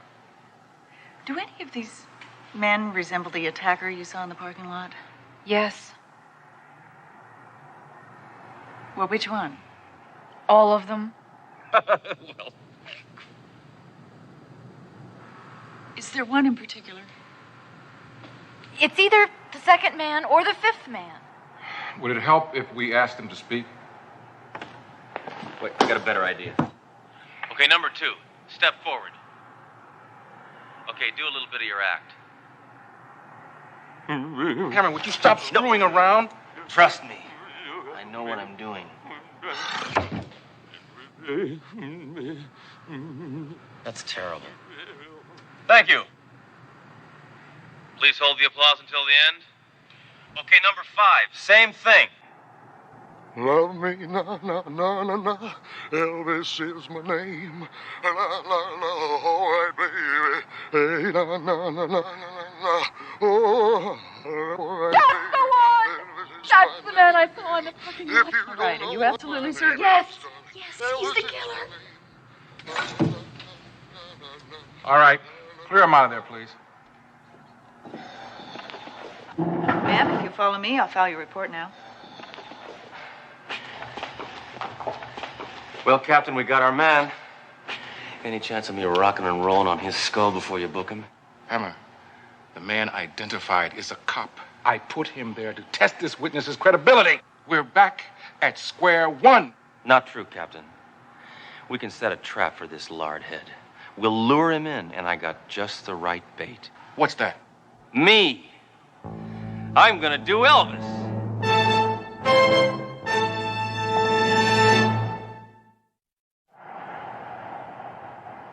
Bored with your job? Tired of the humdrum routine of everyday office work? Then why not kiss monotony goodbye? Put on some blue suede shoes and become one of the millions of successful Elvis Presley impersonators. You'll earn big money performing at nightclubs, parties, and seances. Our instructors will teach you everything you need to know. The rest is up to you. So call us today at 1-800-555-KING. We're fully college accredited. I've done some checking into the background of each of these victims. Each and every one of them at one point or another have attended that school. Mm-hmm. So I took the liberty of enrolling you. Well, what do I need to go to some crackpot school for? I already know how to imitate Elvis. You just move your lips and twitch your hips and look bloated. Yeah, but Sledge, there's a possibility that the killer also went to the school and knew his victims. Now, maybe you can go there and see if you can find out anything about any past students. All right? It's a good idea, Darrell.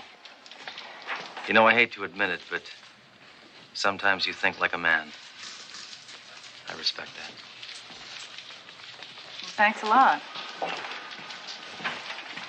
Actually, coming from you, that's quite a compliment. Be careful, Sledge. Attempting to snare a serial killer could end in death. I certainly hope so. I haven't killed a serial killer in months. But if I ever do lose my life in the line of duty, there's one very important last request I'd like you to follow up on for me. Sure, Sledge. What is it? Make sure my transmission gets rebuilt.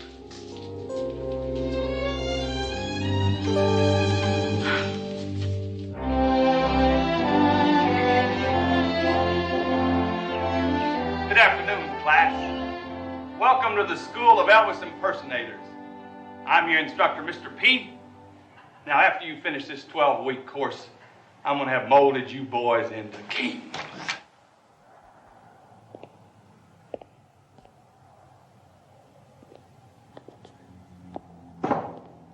Class has begun. You're late. That depends.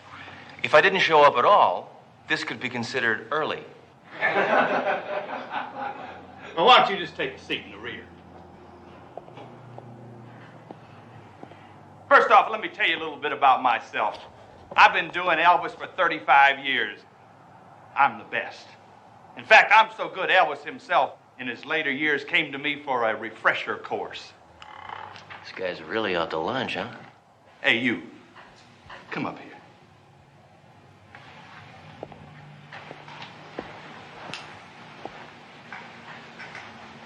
I know your type. You ain't nothing but a troublemaker. Oh, yeah? You had any troublemakers like me recently? Now, why in the hell would you ask that, boy?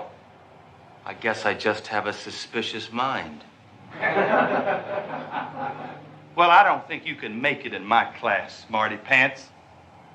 And you're gonna have to prove it to me that you can. Right now. Or I'm booting your hide out of this class. Now dance! What? I said dance! I want to see if you got a natural, God-given sense of rhythm. Now move your body, boy, and dance!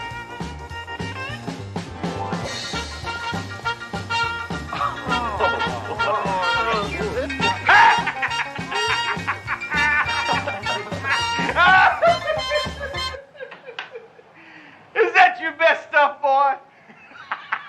Well, you ain't nothing but a big old wuss. You think I'm a wuss?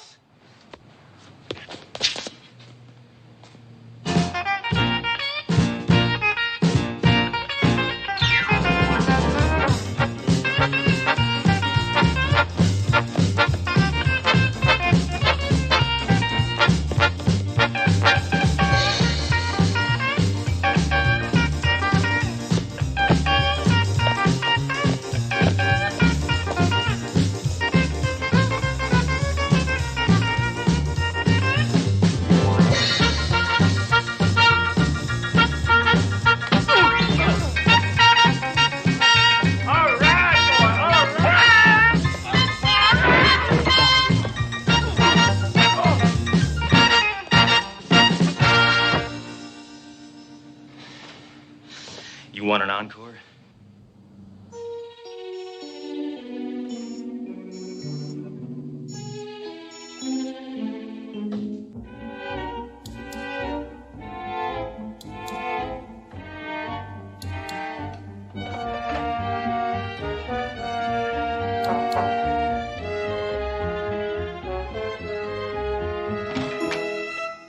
You're not supposed to be in here. This is the student record. Private. I'm calling the police. Hold off, friend. I am the police. Inspector Sledgehammer. And I'm on an investigation. Investigation? Say, maybe you can help me. Can you think of any past students who might have, I don't know, acted sort of strangely? Yes, all of them. Can you think of one who might have resorted to murder? I'm not answering any more questions. Leave. Right now. I want to get home in time to watch Mr. Belvedere. I guess somebody has to.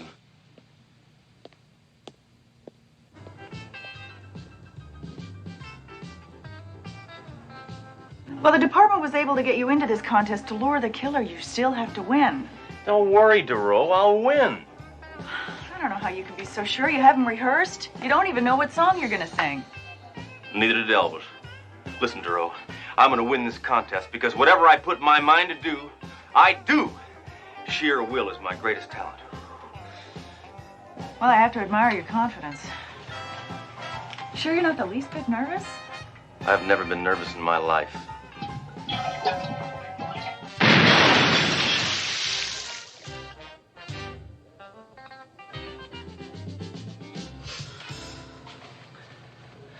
Now, where am I on this lineup? Oh, you're following a guy from Dallas and preceding somebody from Miami. Between Dallas and Miami? What a terrible place for me to be. I'll be rooting for you. All right, now it's time to bring out our next contestant, Mr. Sledge Hammer.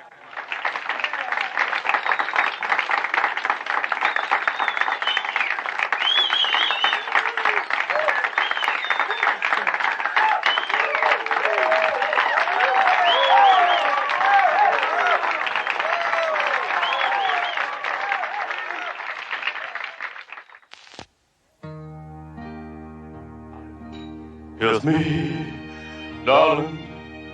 Oh, kiss me on the lips. Kiss, kiss, oh, on the mouth. Kiss me on the mouth. Kiss me east. Kiss me west. Kiss me north and south. Kiss me if you kiss. Kiss me, kiss. Shut up! Shut up!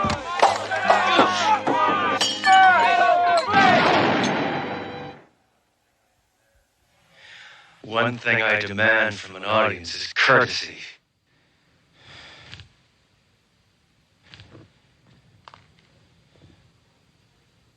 Well, no matter woman, look exactly like you. Oh no. Well, no matter woman, look exactly like you. Oh yeah. No matter woman, bad news to you.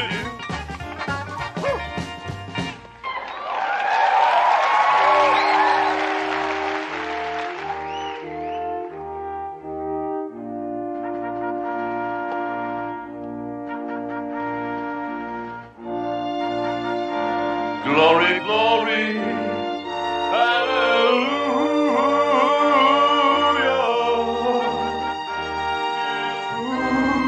His marching.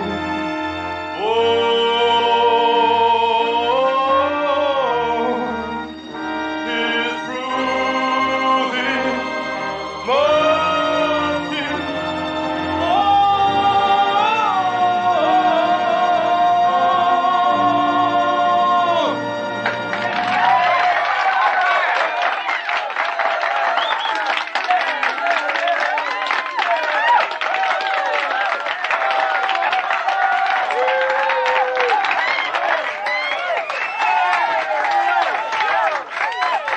Glory, glory. Papa.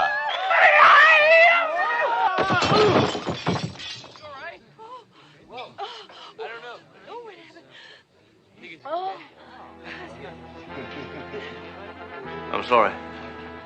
That was reflex. I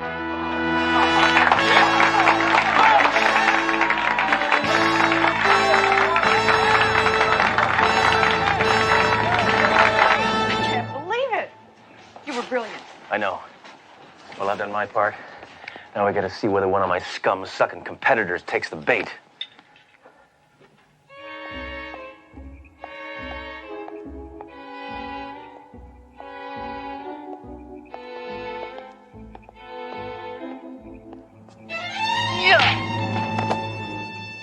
Freeze, sea eel. I'm booking you for a lifetime engagement.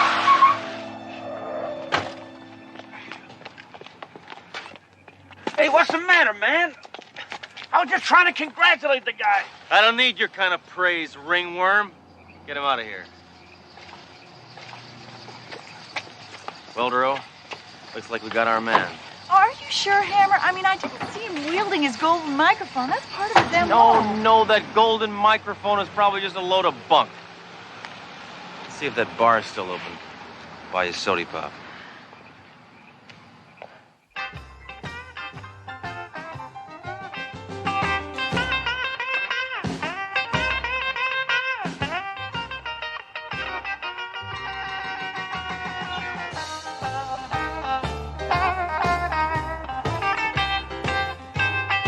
Hammer, that man has a golden microphone. Oh, thanks a lot, Duro. I really need you to tell me these things. Hey, buddy, just who the heck do you think you are? I'm the greatest impersonator of Elvis who has ever lived. It was you. You killed them all. Why? Because I'm clearly superior. I was laughed at. That's why they all had to die. Okay, Frico. But that still doesn't explain why you chose not to waste me. I knew you were a policeman. There's only one person who could have known that I was a policeman. I know that guy. He's the janitor in the Elvis school. I also clean nightclubs. For years, I have had to watch those people inferior to me enjoy the bright lights of the stage. I can do Elvis more efficiently than any of you.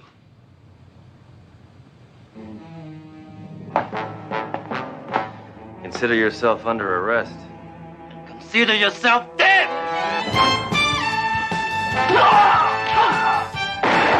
Hold it!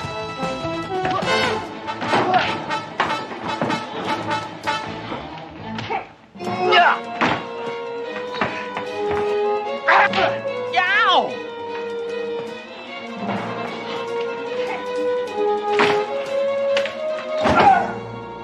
Goodbye, Sledgehammer!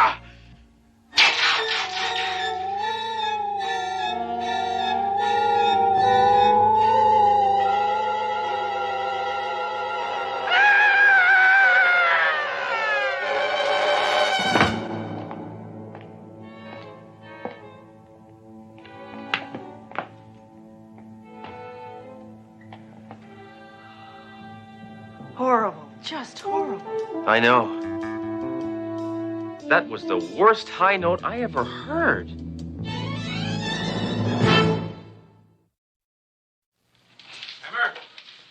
Hammer, you be happy. Hammer!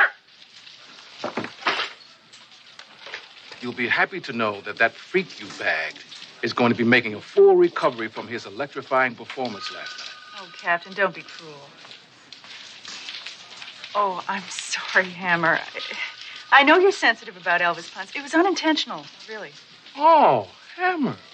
Are you all shook up over sending a man to do the jailhouse rock, huh?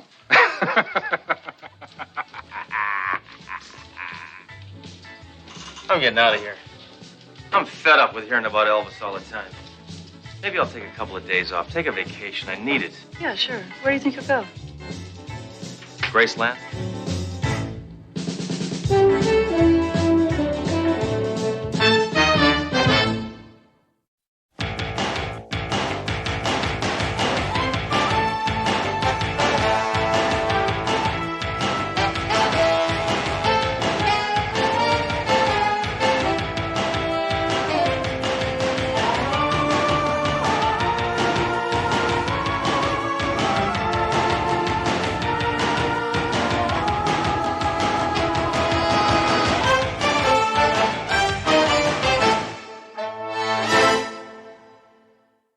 Sari sari কেন?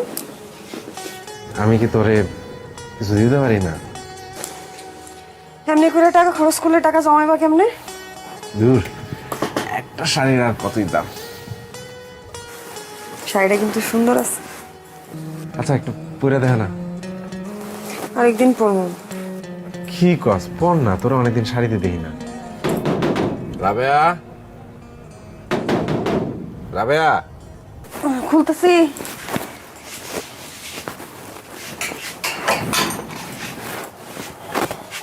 ঘুমাইছো? অনেকক্ষণ আগেই ঘুমাইছে। বাজার মা, এত বাজার কেন আনছো? না, এত বাজার কই? ঘরে একটা নতুন মানুষ আসতেছে না, ওর জন্য খাওয়ান দরকার আছে না। রাক্ষসের মতো খাইবো তো সবাই, এত বাজার করে লইছো। আরে না, রাক্ষসের কিছু নেই। যাও বাজারটা রাখো।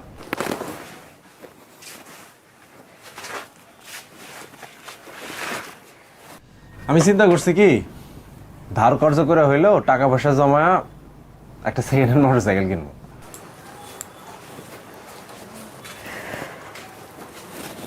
মোটরসাইকেল কেন? আরে ভাড়ায় গাড়ি চালায় খুব একটা লাভ হয় না, এদিকে তেলের দাম বাড়তি, তারপরে যে চাকরিটা করি সেখানে তো টাকা পয়সা খুব বেশি দেয় না।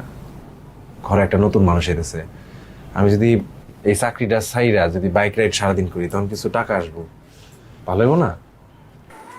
দেখো যত যাই কও, চাকরির কিন্তু একটা নিশ্চিত ইনকাম আছে, সেটা কমই হোক। চাকরিটা ছেড়ে দিয়ে কি ঠিক হইব? তাও ঠিক, কিন্তু এই যে ঘরে একটা নতুন মানুষ এসেছে, একটু নতুন করে চিন্তা করতে হবে না? টাকা পয়সা লাগবে তো। জানি না, সেটা করো ভাইবে চিন্তা কইরো। আচ্ছা তুমি অত চিন্তা করো না, এটা তো এখনই কিনতেছি না, টাকা জমাতে তো একটা সময় লাগবে, তাও ধরো 6-7 মাস তো লাগবেই। তারপরে রফিকরে কইছি যে যখন মোটরসাইকেল কিনবো তখন কিছু টাকা ধার দিতে, ও রাজি হয়েছে, মিলাজুলা একটা কিছু হইব। আচ্ছা বাদ দাও, এই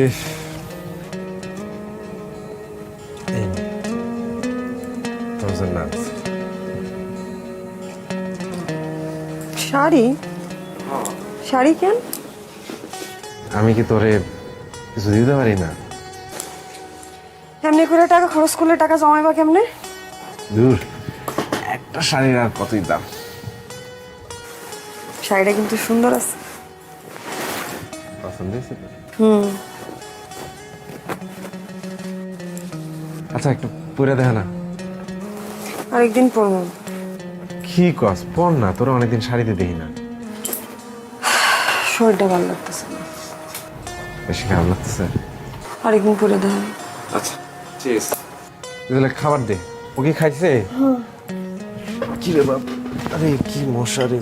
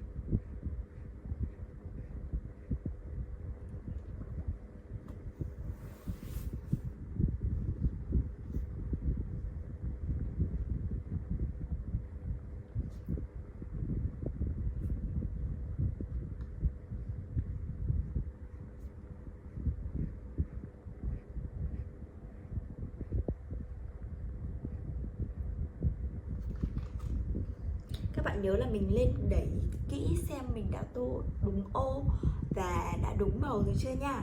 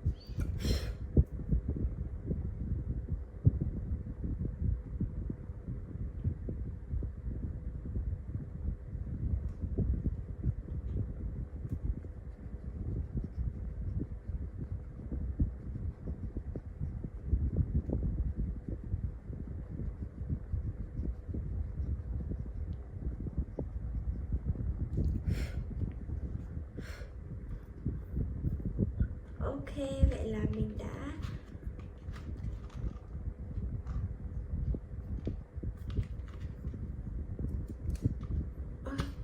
màu xanh rồi, mình sẽ cất màu xanh đi và mình sẽ lấy màu tím nha. Ở đây mình sẽ lấy màu tím để tô tiếp bức tranh.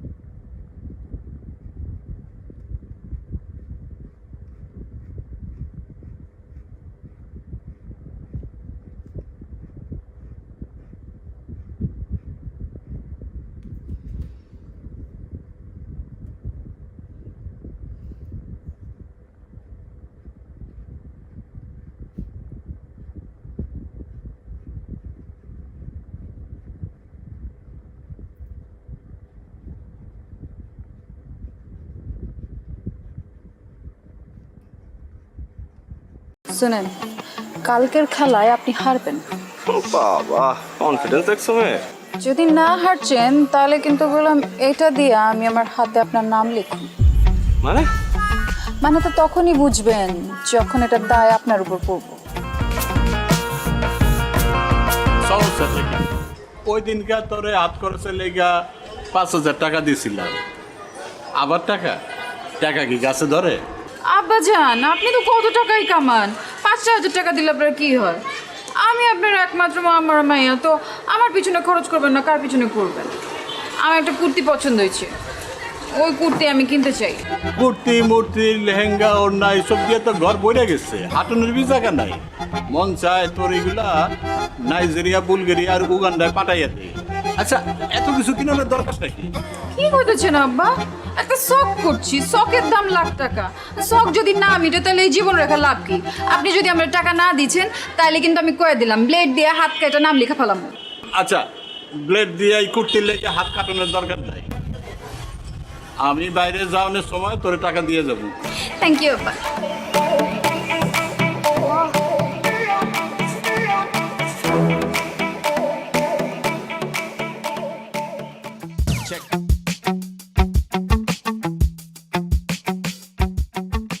আচ্ছা লাইলি, তুমি এরকম প্রতিদিন কোনো পড়াই কমপ্লিট করছো না, আমি কিন্তু তোমাকে আর পড়াতে আসবো না। আসেন না, আপনারা কথাই কইছো এতে, আমি কইছি শেষ পর্যন্ত তোমার বাবার কাছে আমাকে কমপ্লেন করতে হবে। আপনি আমার বাপের কাছে কমপ্লেন করবেন? পড়াশোনা করছো না, বাবার কাছে কমপ্লেন করবো না? অবশ্যই করবো। ঠিক আছে, আপনি যান, আপনি আমার বাপের কাছে কমপ্লেন করেন, এদিকে আমি ব্লেড দিয়ে হাত কেটে আপনার হাতে নাম লেখা রাখবো এখান দিয়ে। দেখো, এইবার না হয় আমি তোমার বাবার কাছে কমপ্লেন করবো না। কিন্তু তুমি যদি পরীক্ষায় ডাব্বা মারো তাহলে তো আবার আমি শেষ।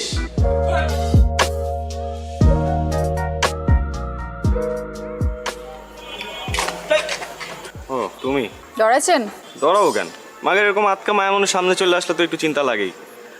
আর কালকে আবার তোমার মামার সাথে চ্যালেঞ্জ, বললাইছো শেষবার মতো চুল দাঁড়িয়ে আশ্রয় আসতে। শুনেন, কালকের খেলায় আপনি হারবেন। বাবা, কনফিডেন্স দেখছো মেয়ে। যদি না হারছেন তাহলে কিন্তু বললাম এটা দিয়ে আমি আমার হাতে আপনার নাম লিখুন। মানে? মানে তো তখনই বুঝবেন যখন এটার দায় আপনার উপর পড়ব। সরেন। আরে ভাই, নাম লিখবা মানে? কি মুসিবতে বললাম, জিততে না পারে এখন 2 নাম্বারই।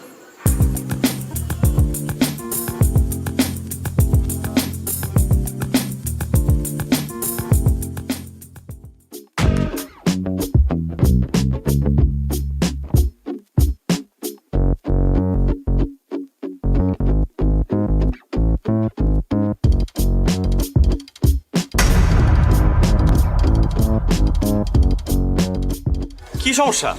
যাইতে দিতেছ না কেন? সমস্যা আমার না আপনার। আপনি মানুষ না খুনি? মানে? মানে বুঝেন না? কালকে কি করছেন? কাচির লগে কি মিলাচ্ছেন? পেট খারাপের ওষুধ। দেখো এখন কিন্তু বাড়াবাড়ি হইতেছে। তোমরা কাচ্চি খাইতে চাইছো, আমি খাওয়াইছি ব্যাস। কারণ কারো যদি পেট পাতলা হয়ে যায়, কেউ যদি হজম করতে না পারে, সেটা তো তার সমস্যা, আমার না। বাড়াবাড়ি আমরা করছি না আপনারা করছেন? মানে ইচ্ছে করে আপনারা খান নাই কালকে, তাই না? যাতে আমার লগে প্রতিশোধ নিতে পারেন। আর যদি নিতে চাই সেটা কি দোষ? 3 বার ঘুরি চ্যাম্পিয়ন আমি, তোমার কারণে আমার হারতে হয়েছে। হারছেন তো কি? মাঝে মাঝে কিছু জিতবার লাগা কিছু হারতে হয়। এই তোমার কাছে হাইরে আমি কি জিতছি? হ্যাঁ, আমারই জিতছেন, আমার মন জিতছেন। এই দেখো, তুমি আমার আবার কোনো কিছু তো ফাঁসে দিচ্ছ, আমি বুঝছি। এইসব ফান্দে আমি পা দিতেছি না, প্লিজ। আমি আপনারে ফাঁসাই নাই, আপনি আমারে ফাঁসাইছেন। আমি তো আপনার প্রেমে পড়ে গেছি ফ্রি মাস্টার। আপনি আমার মারবেন, মারেন, কাটতেও ফালান, কিন্তু আমি আপনার ভালোবাসি, এটাই সাইন্স। হ্যাঁ, এর জন্যই তো সায়েন্সে মারো ডাব্বা। যতই অপমান করেন, শাদি তো আপনার আমার লগে হইব। তোমার মতো মেয়ের সাথে শাদি দূরে থাক, প্রেম পর্যন্ত করতে রাজি নাই আমি। হ্যাঁ, আর এইসব ব্লেড ফেড দিয়ে কোনো কাজ হবে না, আমি ভয় পাই না আর। দেখো চন্দ্র, তুমি কি করো।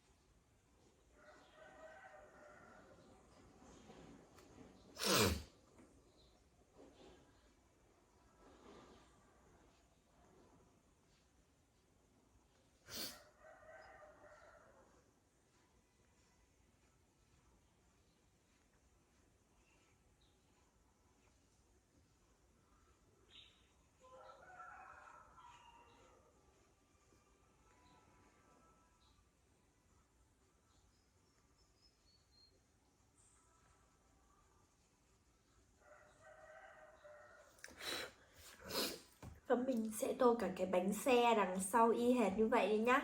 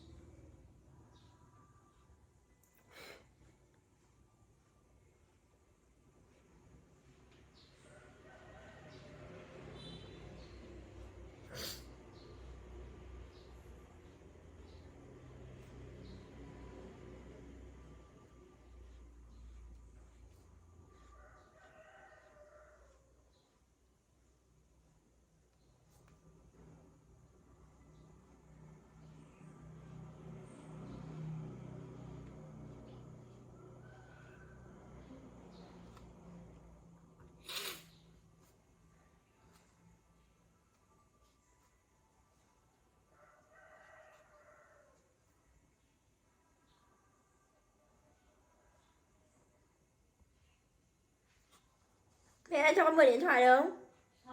Cho con mượn điện thoại.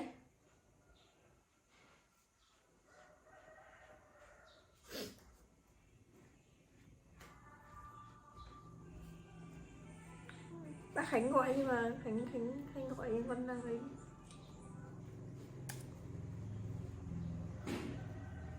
Mở gì em ạ? Dung Hoàng dãn quá. Phòng người này đổ rau đấy lắm hơn. Bà cũng chưa về. Bà nội cũng chưa về. Chó gì mà nhổ này nát bét.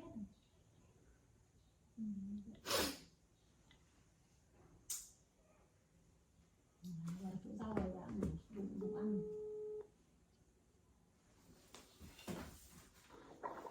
Alo ạ?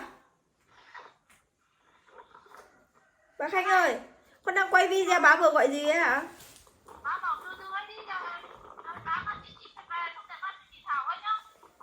Vâng. মজা হয়েছে? অসাধারণ হয়েছে। এই এ মেয়ে কি করে? ওই তুই ওরে দেখ চমকাই উঠছিস কেলা? ওর নাম লাইলি আর আজকে সব ওই রান্না করছে। কি?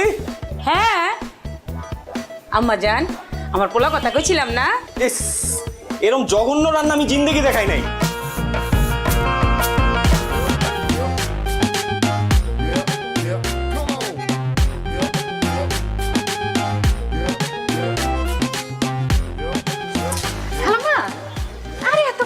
আপনি কেন টানতেছেন? আমারে দেন, আমারে দেন। থাক আম্মা জান থাক, আমি তো পারতাছি।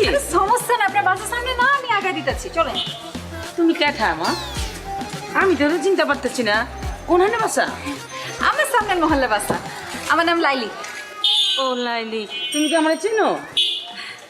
জি না খালাম্মা, আসলে আপনি তো আমার মায়ের বয়সী, বুঝছেন না? তা আমার মা যদি এরকম বাজারে ব্যাগ টানতো আমি তো দিতাম না, আমি লয়ে নিতাম। ও আচ্ছা। তো খালাম্মা আপনার কোনো পোলা মায়া নাই? আছে তো, আমার একমাত্র পোলা আছে। তো চ্যাংড়া পোলা থাকতে আপনারা বাজারে যেতে হয় গেলা? তুমি যে কি কও, তুমি কিন্তু খুব ভালো কথা কইছো। আমি আসলে বাসায় দিকে তো মাঝে মাঝে নিজে হাট বাজার করি। তা আম্মা জান, তুমি কেমনে জানলা আমার পোলা চ্যাংড়া? ও, আপনার বয়স দেখে আন্দাজ করছি আর কি, আপনার পোলা চ্যাংড়াই হবো। এইটা আপনার বাচ্চা? হ্যাঁ, এই যে আইসা পড়ছে, আমার বাসা আইসা পড়ছে। চাও, তুমি এত কষ্ট করছো, একটু চা পানি খিলাও। না না, আজকে না, খালাম আরেকদিন আসুন। আচ্ছা, আপনি নিশ্চয়ই কষ্ট পাইছেন তাই না? কষ্ট পাইলে মানে আপনি কইছেন আমারে, আমি যদি না যাই তাহলে তো খারাপ দেখে। তো আজকেই যাই তাহলে, চলো। আচ্ছা ম্যাডাম,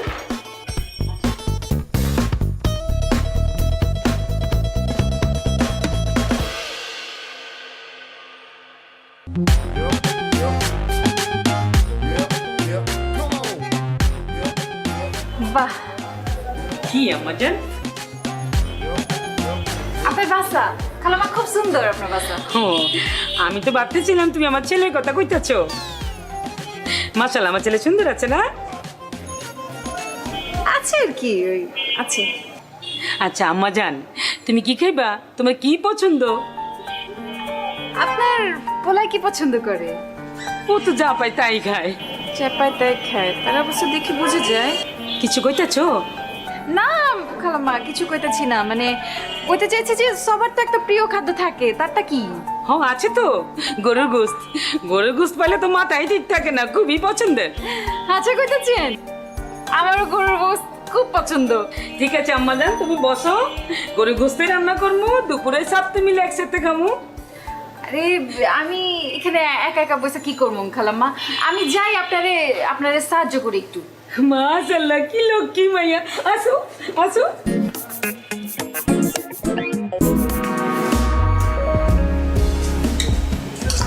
মা, মাংসটা যা হয়েছে না, মজা হয়েছে? অসাধারণ হয়েছে। এই এ মেয়ে কি করে? ওই তুই ওরে দেখ চমকাই উঠছিস কেলা? ওর নাম লাইলি আর আজকে সব ওই রান্না করছে। কি? হ্যাঁ আম্মা জান, আমার পোলা কথা কইছিলাম না? ইস, এরকম জঘন্য রান্না আমি জিন্দেগি দেখাই নাই। কি কইতেছস? একটু কি কইলি অসাধারণ, এখন কইতাছস ফালতু মাথা গেছে নাকি? খালাম্মা আমার মনে হয় গরমে মাথা গিলু গইলা গেছে গা। তাই মেয়ে তোমার সাহস তো কম না, তুমি এনে কেন আসছো? খালাম্মা আপনার সামনে আমরা ধমকাইতেছে। ওই তুই ওরে দাঙ্গাস গেলা? হ্যাঁ ও আইছে তো কি হইছে? তোর কোনো সমস্যা আছে? ও জানোস না আজকে আমার এই রান্না বান্না কত সাহায্য করছে? জানতে চাই না, ওরা এখনই বাড়ি থেকে বাইরে যেতে বলো। কি কথা চস? এত কিছু কষ্ট করে রান্না করে মাইটা না খাইয়ে চলে যাবো? ও যদি এখান থেকে না যায় আমি বাইরে যাবো এখন। খালাম্মা তোর মাথা নষ্ট হয়ে গেছে গা। আমি বরং আজকে যাই, আপনি থাকেন খান, আমি আরেকদিন এসে খামুনি। আমার জান তুই এটা কি করলি? মা এটা খালি মুখে বিদায় দিলি? তুমি ওরে চিনো না আম্মা, খুব ডেঞ্জারাস। আমার চিনার দরকার নেই, তুই বেশি করে খা। তোর খামুই না।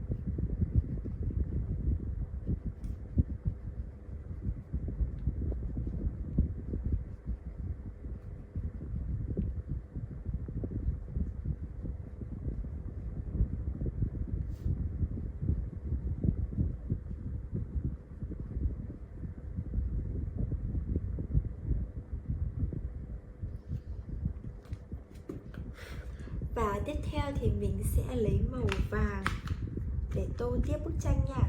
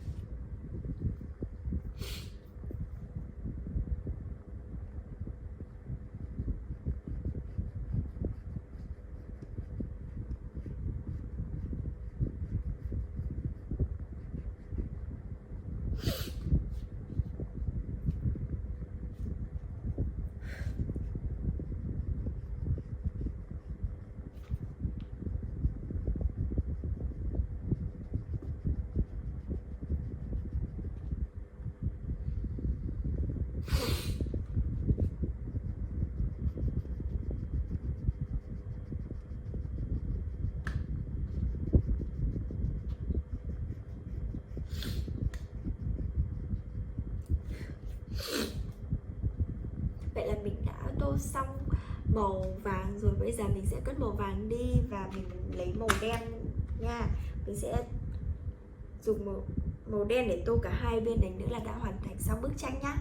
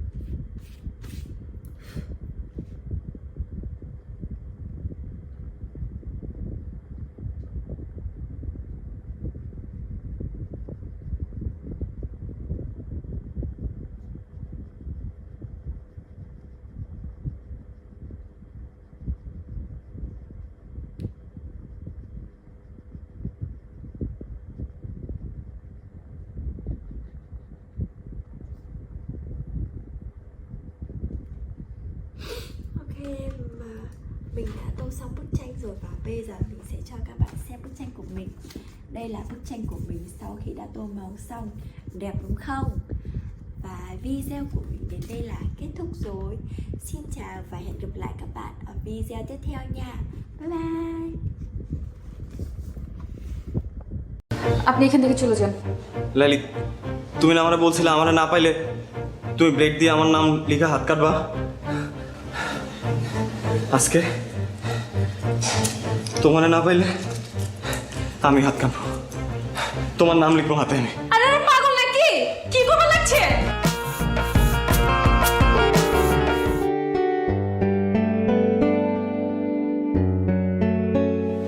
লাইলি, তোমার সাথে একটু কথা ছিল। আপনার সাথে কোনো কথা বলবেন না। Hi Laili. Laili please 1 minute.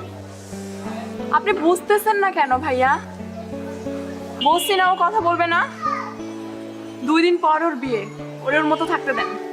Laili, আমার ভুল হয়েছে, আমি আমার ভুল বুঝতে পারছি। দেখো গত কয়েকদিন ধরে আমি কিচ্ছু করতে পারছি না, না পারতেছি ঘুমাইতে, না পারতেছি কিছু করতে। আমি তোমার সাথে অনেকবার দেখা করতে চাইছি, আমি পারি নাই, আমাকে দেখা করতে দেয়া হয় নাই। আমি তোমাকে ভালোবাসি লাইলি। আপনি হাঁচে আমার ভালোবাসেন? নিজের থেকেও বেশি। তাহলে আমি যা কমু তা শুনবেন? অবশ্যই। কি করতে হবে বলো? আপনি আমার পিছন পিছন ঘোরা বন্ধ করে দিবেন। লাইলি কি বলতেছে এসব? আপনি তো আমারে কইছেন আমি আমার ইজ্জত খোয়াইছি, লগে আমার পরিবারের ইজ্জতও খোয়াইছি। আমার আব্বাই ছেলে পক্ষের কথা দিয়ে দিচ্ছে, আব্বারে তো আর ছোট করুন না, নিজের যথেষ্ট ছোট করছি। আব্বার ইজ্জতে কোনো দাগ দেব না।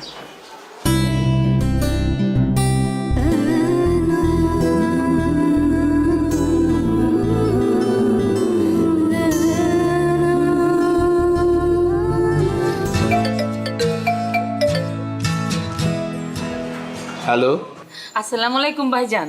ওয়ালাইকুম আসসালাম। আমি নীলের আম্মা কইতাছি। আপা আমি জানি আপনি কি কইবেন, আমার কিছু করার নাই। আমি লাইলিরে জিগাইয়া সবকিছু ঠিক করছি। ভাইজান কইতেছিলাম কি, আপনি লাইলির বাবা, দিন শেষে আপনার মেয়ে সুখটা আপনার কাছে বড়। কিন্তু ভাইজান লাইলি আমার পোলাটারে ভালোবাসে, আমার পোলাটাও লাইলিরে ভালোবাসে। কিন্তু আপনি যদি লাইলির অন্যখানে বিয়া শাদী দিয়ে দেন তাইলে তো ওরা কেউই সুখী হইব না। আপা আপনি কি আমারে বাংলা সিনেমা চৌধুরী সাহেব মনে করছেন? হাত পা বাইন্দা আমি আমার মায়ের বিয়া দিতেছি?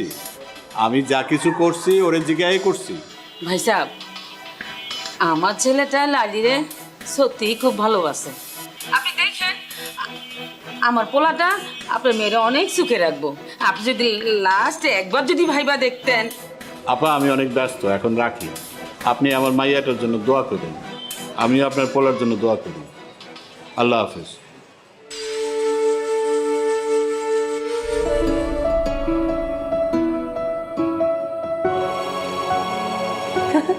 দেখ লাইলির আজ কি সুন্দর লাগতেছে। হ্যাঁ বহুত সুন্দর লাগতেছে, সাইটাগুলো মানাইছে।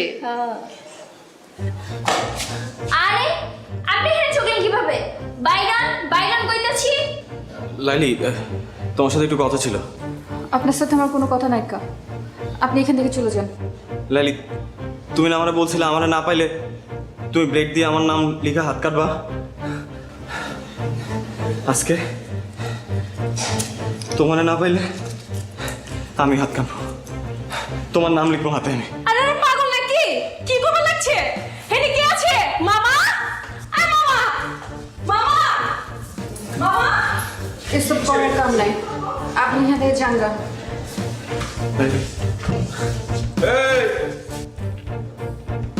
এই চ্যাংরাফলা, এত ড্রামা শুরু করছো কে?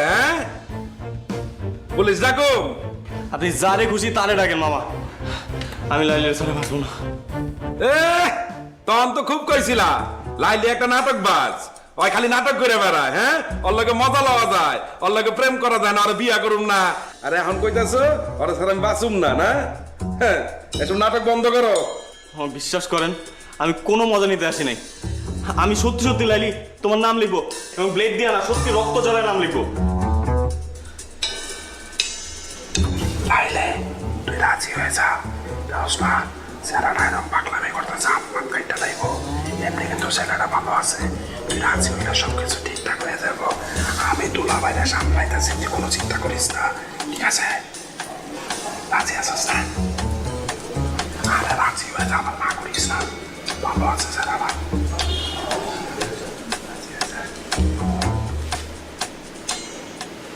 লাইলি আমি দিলাম কিন্তু, দিলাম কিন্তু। কি হয়েছে? এত গন্ডগোল কেন? দুলা ভাই, নাম গো লাইলি, বুঝছেন? আরে পছন্দ করে, আরো হবে লেগে নিলয় এলাকার ছেলে, ও আর ওরে পছন্দ করে। কি কইলি? দুইজন পছন্দ করে দুলা ভাই। দুলা ভাই, আপনি যদি সম্মতি দিতেন তাহলে ওকে বিয়াটা করা দিতে পারতাম। চুপ কর, তুই কি চাস? ও বুঝছি। দুলা ভাই, আপনি রাজি হয়ে যান, সমস্যা নাই। বুঝেন না কেন? দুজন পছন্দ করে, বুঝছেন না? যদি ভাইয়াটা এগিয়ে যায় তাহলে তো আমার সমস্যা, মহল্লায় আমরা চেহারা দেবো কেমনে? আপনি রাজি হয়ে যান, আপনি আমি ওইদিকে সামলান, আমি ওইদিকে ওখানে দেখতেছি। বাবাই, আপনি চালান। আচ্ছা, আরে চালান তাড়াতাড়ি, এত চিন্তা করেন না তো।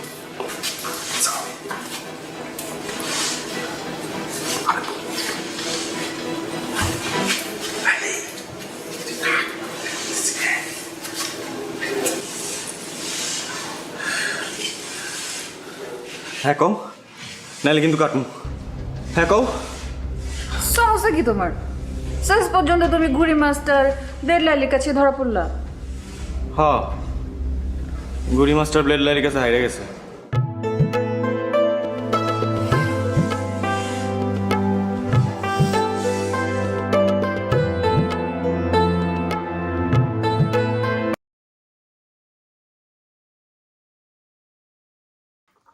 Có một lâu mới đi mà.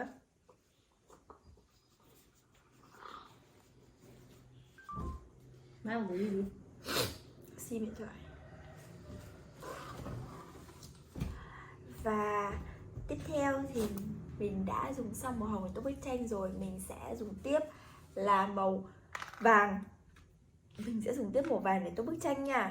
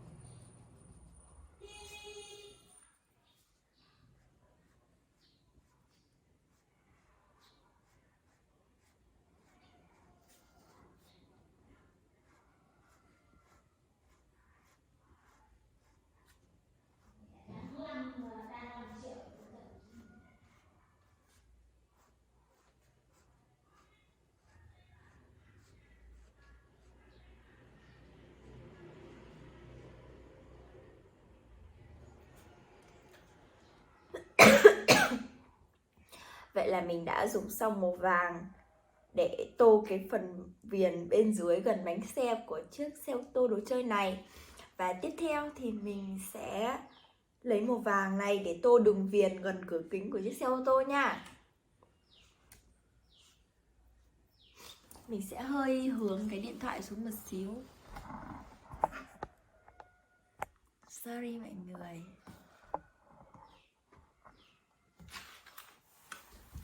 Okay.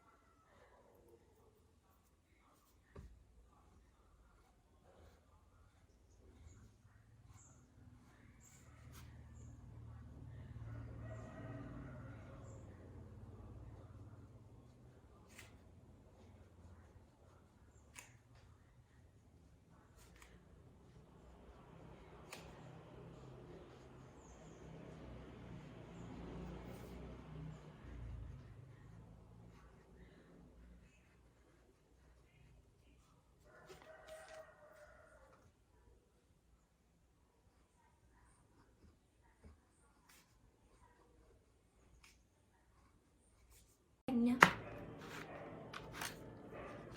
Và đây là màu vàng, mình sẽ dùng màu vàng để tô tiếp nha.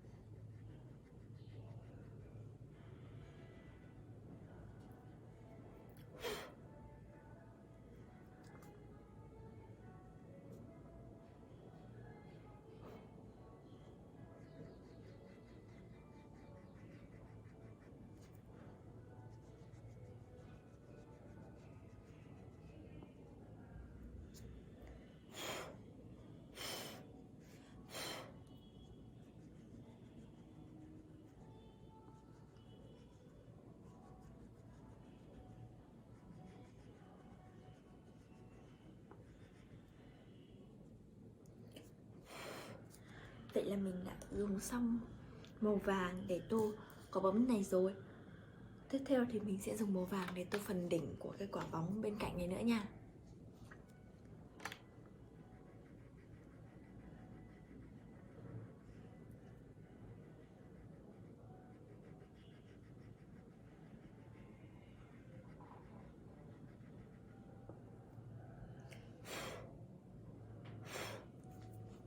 Và tiếp theo thì mình sẽ dùng màu cam để tô tiếp nhé. Và đây là màu cam nha.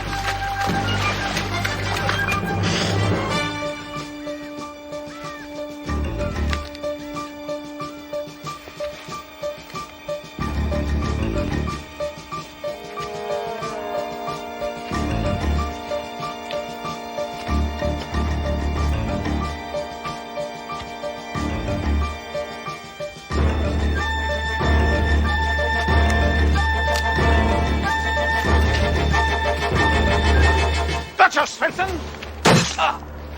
Your history. Your history too, Bryce. Swinson was made for a trap and you bit. Sayonara, baby! Shoot. It's dirty tricks like that that keep me on top of the corporate ladder and rungs over you. I'm smarter than a lot of you. Now get out of here. I've still got a game to play. Shoot.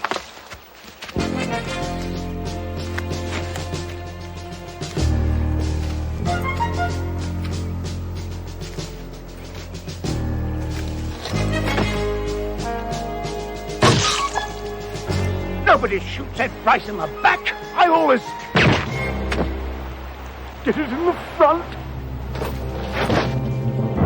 Deceased was one Edmund Bryce, 49. He was the president of Vectrocon. It's a company that makes... Vectros? Hammer. Cons? Put that down. Leading computer company in the country. Thank you, Doro. Bryce was a hard-nosed competitor. He liked to play war games with his top executives. They donned military uniforms and stalk each other with guns that shot paint pellets. Put that down. Oh, white-collar weirdos. Why play war when you can join the police force and kill for fun and profit and use real bullets? Don't put that down. Well, according to the articles I've read, war games help sharpen business skills. Strategy, tactics, risk-taking. Risk-taking. Hey, I risk my life every night of my life, rain or shine. That's risk-taking. Being a cop. No, eating those pork nuggets. You don't know what's in those things. And Hammer, you are risking your life if you don't get cracking on this case right now. Now move it. Is this really your mother? Put that down. What? I said put that down. Well, the kid is ugly. Put that down and get out of here. Get on that case right now, you idiot.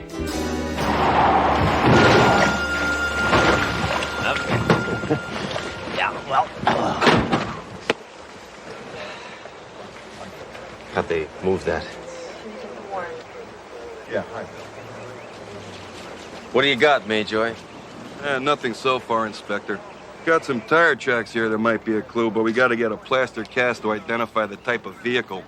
Well, it looks like it might have been made by a 617 XJ radial snow tread recap on a 3-ton 1982 Skybird with broken shock absorbers and some kind of misalignment in the steering column. But that's just an uneducated guess. Any 2-year-old could tell you that, Duro. Yeah. Well, let's find that 2-year-old and make him chief of detectives. Enough homespun humor, Mayjoy. Just give me the facts, all right? Now, did you find any real clues, like the murder weapon or fingerprints? Or a zip code? All we got are some stylish boot prints there in the mud.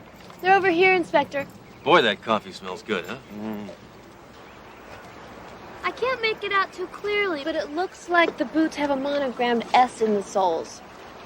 A monogram? Sure it's a monogrammed S? You sure it isn't maybe a B or a 5 or maybe part of a question mark? Or... Well, I can't make a positive ID until I get a cast. I hope you didn't drink all my plaster. Yeah. No. Just keep beating the bushes, Daly. That's what police work is all about. Find a clue. Beat the bushes. Find a clue. That's what it's about. Beat the bushes. Searching, groping, feeling. Sledge, I wouldn't go in those bushes if I were you. And why is that? Because they're full of poison ivy. Hey, Duro, guess what? I'm immune. I'm immune. I'm immune. I'm immune. Yeah, I'm Inspector Hammer. This is Detective Duro, and We're here to go see ahead. Edmund Bryce's business associates. A Mr. Arvin Swenson, Sho Nakamishi, and a Durward Monroe. Yes, well, Mr. Swenson is on the 28th floor. But you can't use the elevators. Mr. Bryce had them disconnected. He felt that people could stay in much better shape if they constantly use the stairs. This guy Bryce is lucky he's dead. Now I got a reason to kill him. By the way, I'm Tina Clanton, the late Mr. Bryce's private secretary. This way, please. I'll meet you on 28.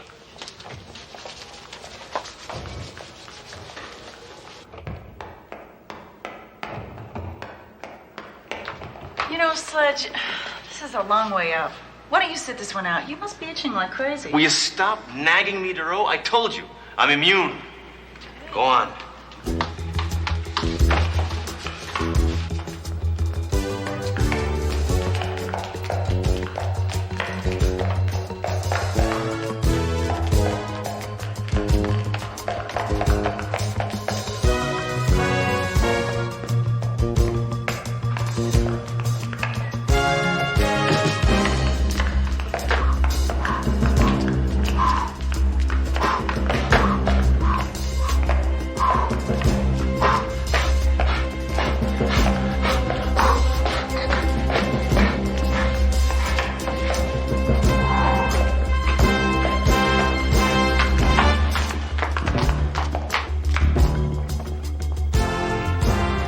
All right, Mr. Swenson, we'll see you now.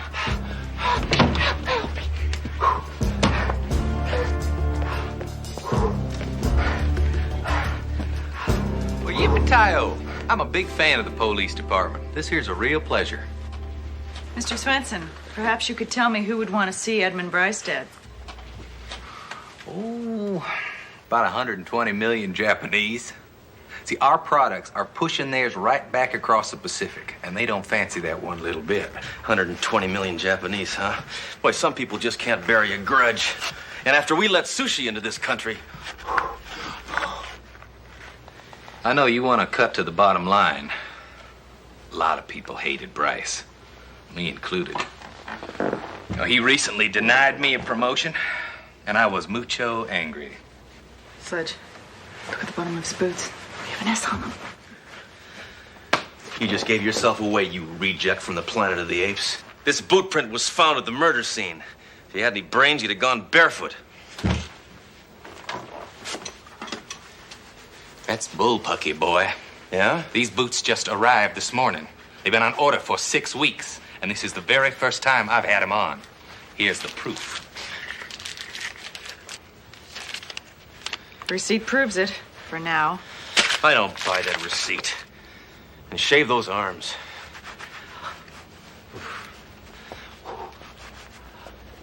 Mr. Nakamishi in accounting is waiting to see you on the 10th floor. The 10th floor? How many we got to go? 10 from 28? That's, add the 1 is 128. No, there aren't that many floors. 10 from... Don't help me with this. We have... How many we got? Miss Clinton, who was Edmund Bryce really like?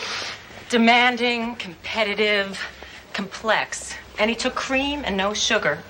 I liked him. Did you ever play in any of his little corporate war games? Oh, no, Inspector. Those were strictly a male affair. Mr. Bryce often said that women should make pound cake, not war. Bryce was probably afraid a woman would beat him. Hey, men never lose to women. Unless they go to Sweden and get one of those operations. So just forget your female fantasy power trip and let's go. We got 19 floors to go. 17. 19. The male equation still holds.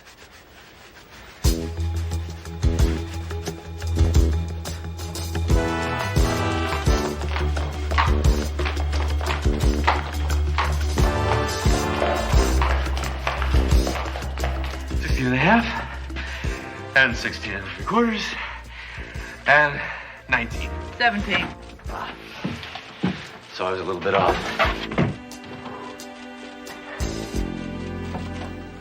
Mr. Nakamishi. 174,522 plus 16, 128,463 and 32 cents. Oh, sorry. I was just figuring out how much it would cost to get my daughter braces. I wanted to ask you some questions about Edmund Bryce. Any idea who might want to see him dead? Me, for one. He wanted me to cheat on the books, but I refused. Of course, now that he's dead, I can retain my professional integrity. Yes. And you also have time to drive around your 1982 Skybird with the broken shock absorbers and misaligned steering column? Oh, come on, Darrell, that's just a toy. No, actually, it's a model of my 82 4x4. You get one free when you buy the vehicle. So it was you who killed Bryce, huh? Your telltale tire tracks are all over the death scene. Nonsense! My 4x4 has been in the shop since Tuesday. You can check on it. Now, I have work to do. If you still need a suspect, I suggest you speak with Durwood Monroe on 38. He hated Bryce, too. 38? We'll go after lunch. Bless you. Bless you. By the way, what's this doohickey? The complete production flow chart. Correlating costs versus total unit manufacturing coordinates for all our facilities, for the entire North American continent. It's taken me 7 years to perfect. Oh! Cairo! Ooh! Ooh! Ah! Ow! Ooh! Ooh!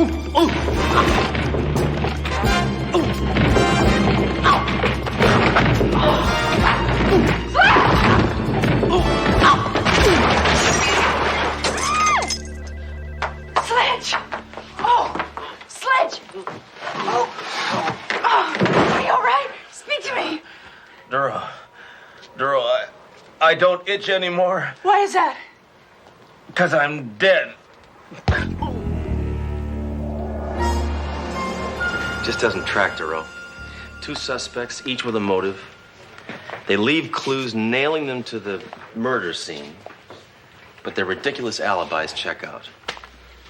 I haven't heard anything this confusing since Oliver North started testifying. Bingo, Inspector. Bingo, Major? I don't have time for police fundraisers. Hey, Earth Colon Hammer. I found the murder weapon. It's registered to Durwood Monroe. Monroe. It's a lock. Monroe is the murderer. Now, where did you find this, Major? I found it buried under a hill of fire ants. Oh! That's why I put it in plastic. Yeah.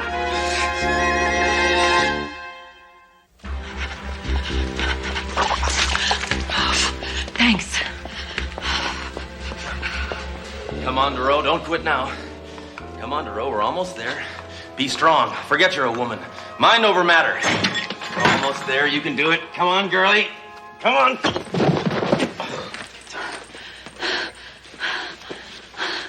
I don't know how I let you talk me into this. Because you care, Darrell, and you know I need my strength for deductive reasoning. It's your turn. You carry me up to 38. That won't be necessary, Detective. Mr. Monroe has graciously come downstairs to see you. He's in Swenson's office. How convenient. Sorry. How convenient.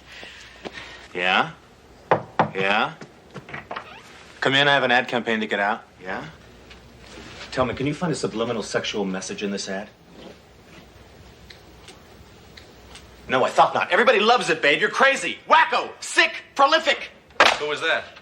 My mother. Mr. Monroe, you're under arrest for the murder of the late Mr. Edmund Bryce.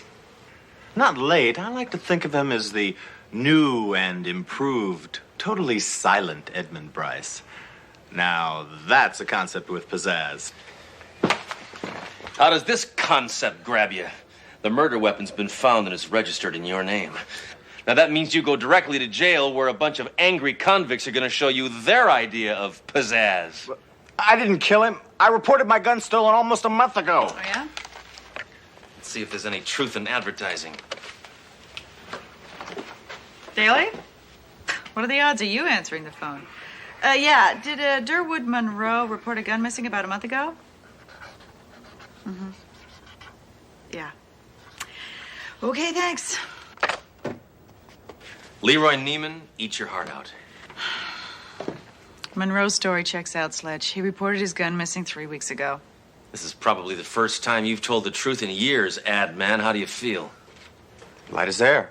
Refreshed. Effervescent. Well, if this gunless jingle brain didn't do it, who did? I don't know. I'm in the dark, like you usually are. You.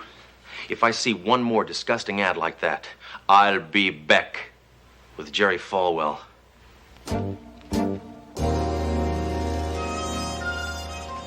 Sledge, look, I just want to thank you for your denunciation of that chauvinistic ad. Oh, that was completely gratuitous, Duro. There was no reason in the world for that computer to be in there.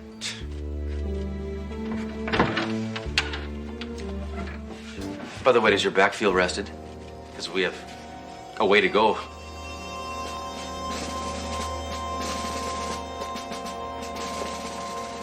Getting enough vitamin C in your system?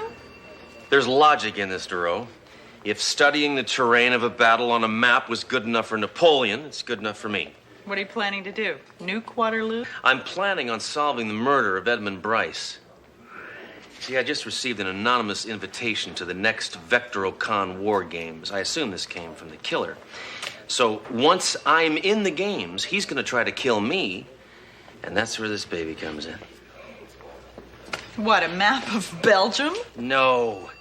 It's a map of the War Games playing area where Bryce bought the big green banana of death. This is him right here. This is Bryce. There's Yakamishi, Swenson, Monroe, and all the other yuppie yo-yos who are playing Bang Bang You're Dead. Now, if I can figure out the events leading up to the murder, I can anticipate the way the killer operates. Doro? Let's see. Any luck on the Bryce homicide? No, but I have an idea. All right, let's hear it. Nakamishi, Swenson, and Monroe have all been tied to the crime by personal articles. 4x4 truck, monogram boots, and the murder gun. But they all have proof that they were not in possession of those articles. Then each of them is innocent. Unless they all work together to confuse us, so we wouldn't know they were all in on it. Doro, that is the kind of sick, twisted thinking I'd expect from Hammer, but not from you. Hammer! What the hell are you doing? I was just testing my options for when I meet up with Bryce's killer. That was the remote-controlled mortar. Hammer! Oh, you should see the cruise missile option. Hammer! Hey, I had a battleship here. Where's my boat? Took the battleship. I had a battleship right here. Captain Hammer has a plan to unmask the murderer. He's been invited to play in the war game, and he thinks that the killer will try and murder him there. Well, I wish him all the luck in the world. Oh, thank you, Captain, but we won't need it. I'm talking about the killer. You must be joking, Captain. He doesn't stand a chance to take me out before I unmask him. Yeah, but what if he does get to you before you get to him? Then you can have my parking spot at the precinct. Thanks.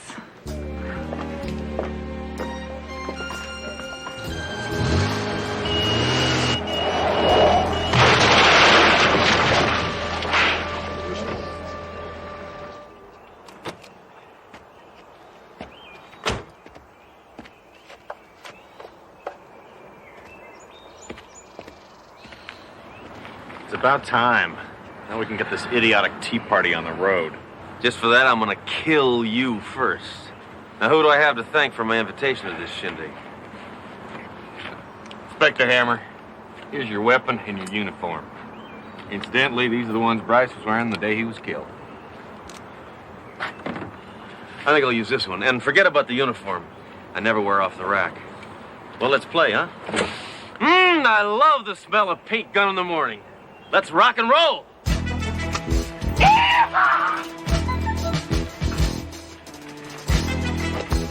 Don't worry, amigo. Before this day is over, I promise you'll make a red stain. But not with paint.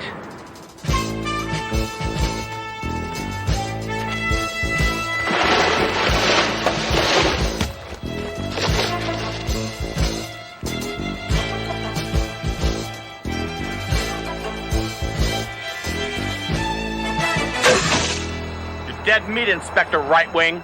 Surprise, sheep dip.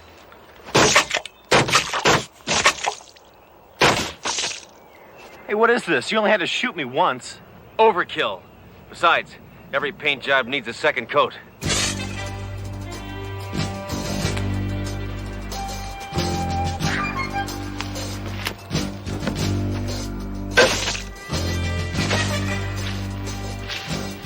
Red sun's up.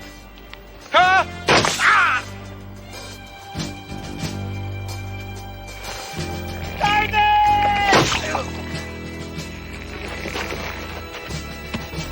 Bryce's killer, come out, wherever you are. Shoot.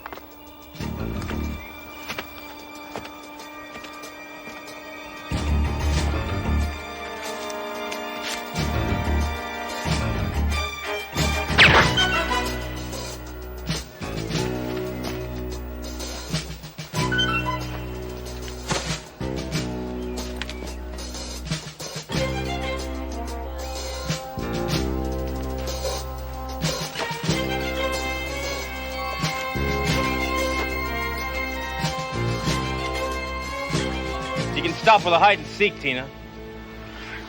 How'd you figure it out, Inspector? It was obvious. The men had everything to lose by killing Bryce. Only a woman would kill a man with nothing to gain.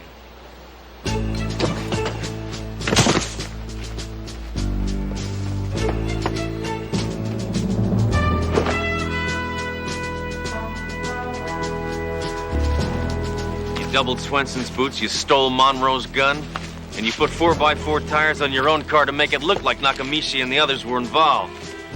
But I saw through it. Incredible! How'd you figure it out? Well, at first I tried to blame it on welfare cheaters, but when that didn't work out, it seemed like the logical way to go. Oh, come on, give it up, Tina. There's no way you can win. I'm a man, and you're nothing but a soft, silly woman. That's exactly what Bryce said when he dumped me. Started having affairs with all those other cheap floozies. So you killed him because you wanted to be the only cheap floozy he had. Okay, the only expensive floozy.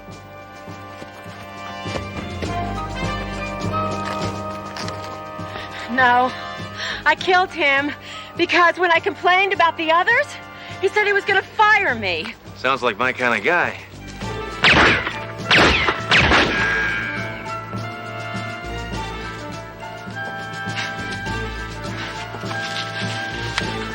Say hello to Bryce for me. Freeze! What are you doing here, Duro?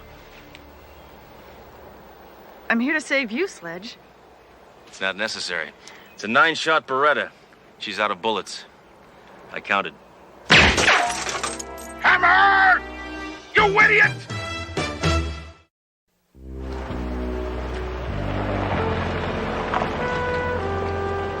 Well, you know, all in all, this has been a pretty sad event.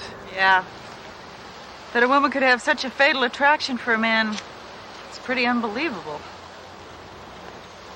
I'm not talking about that, Duro. I'm talking about the fact that I never got to use my hand grenade. Hammer, don't even think about it. Put it away now. Put it away. Hammer, put it away. Hammer, don't hammer.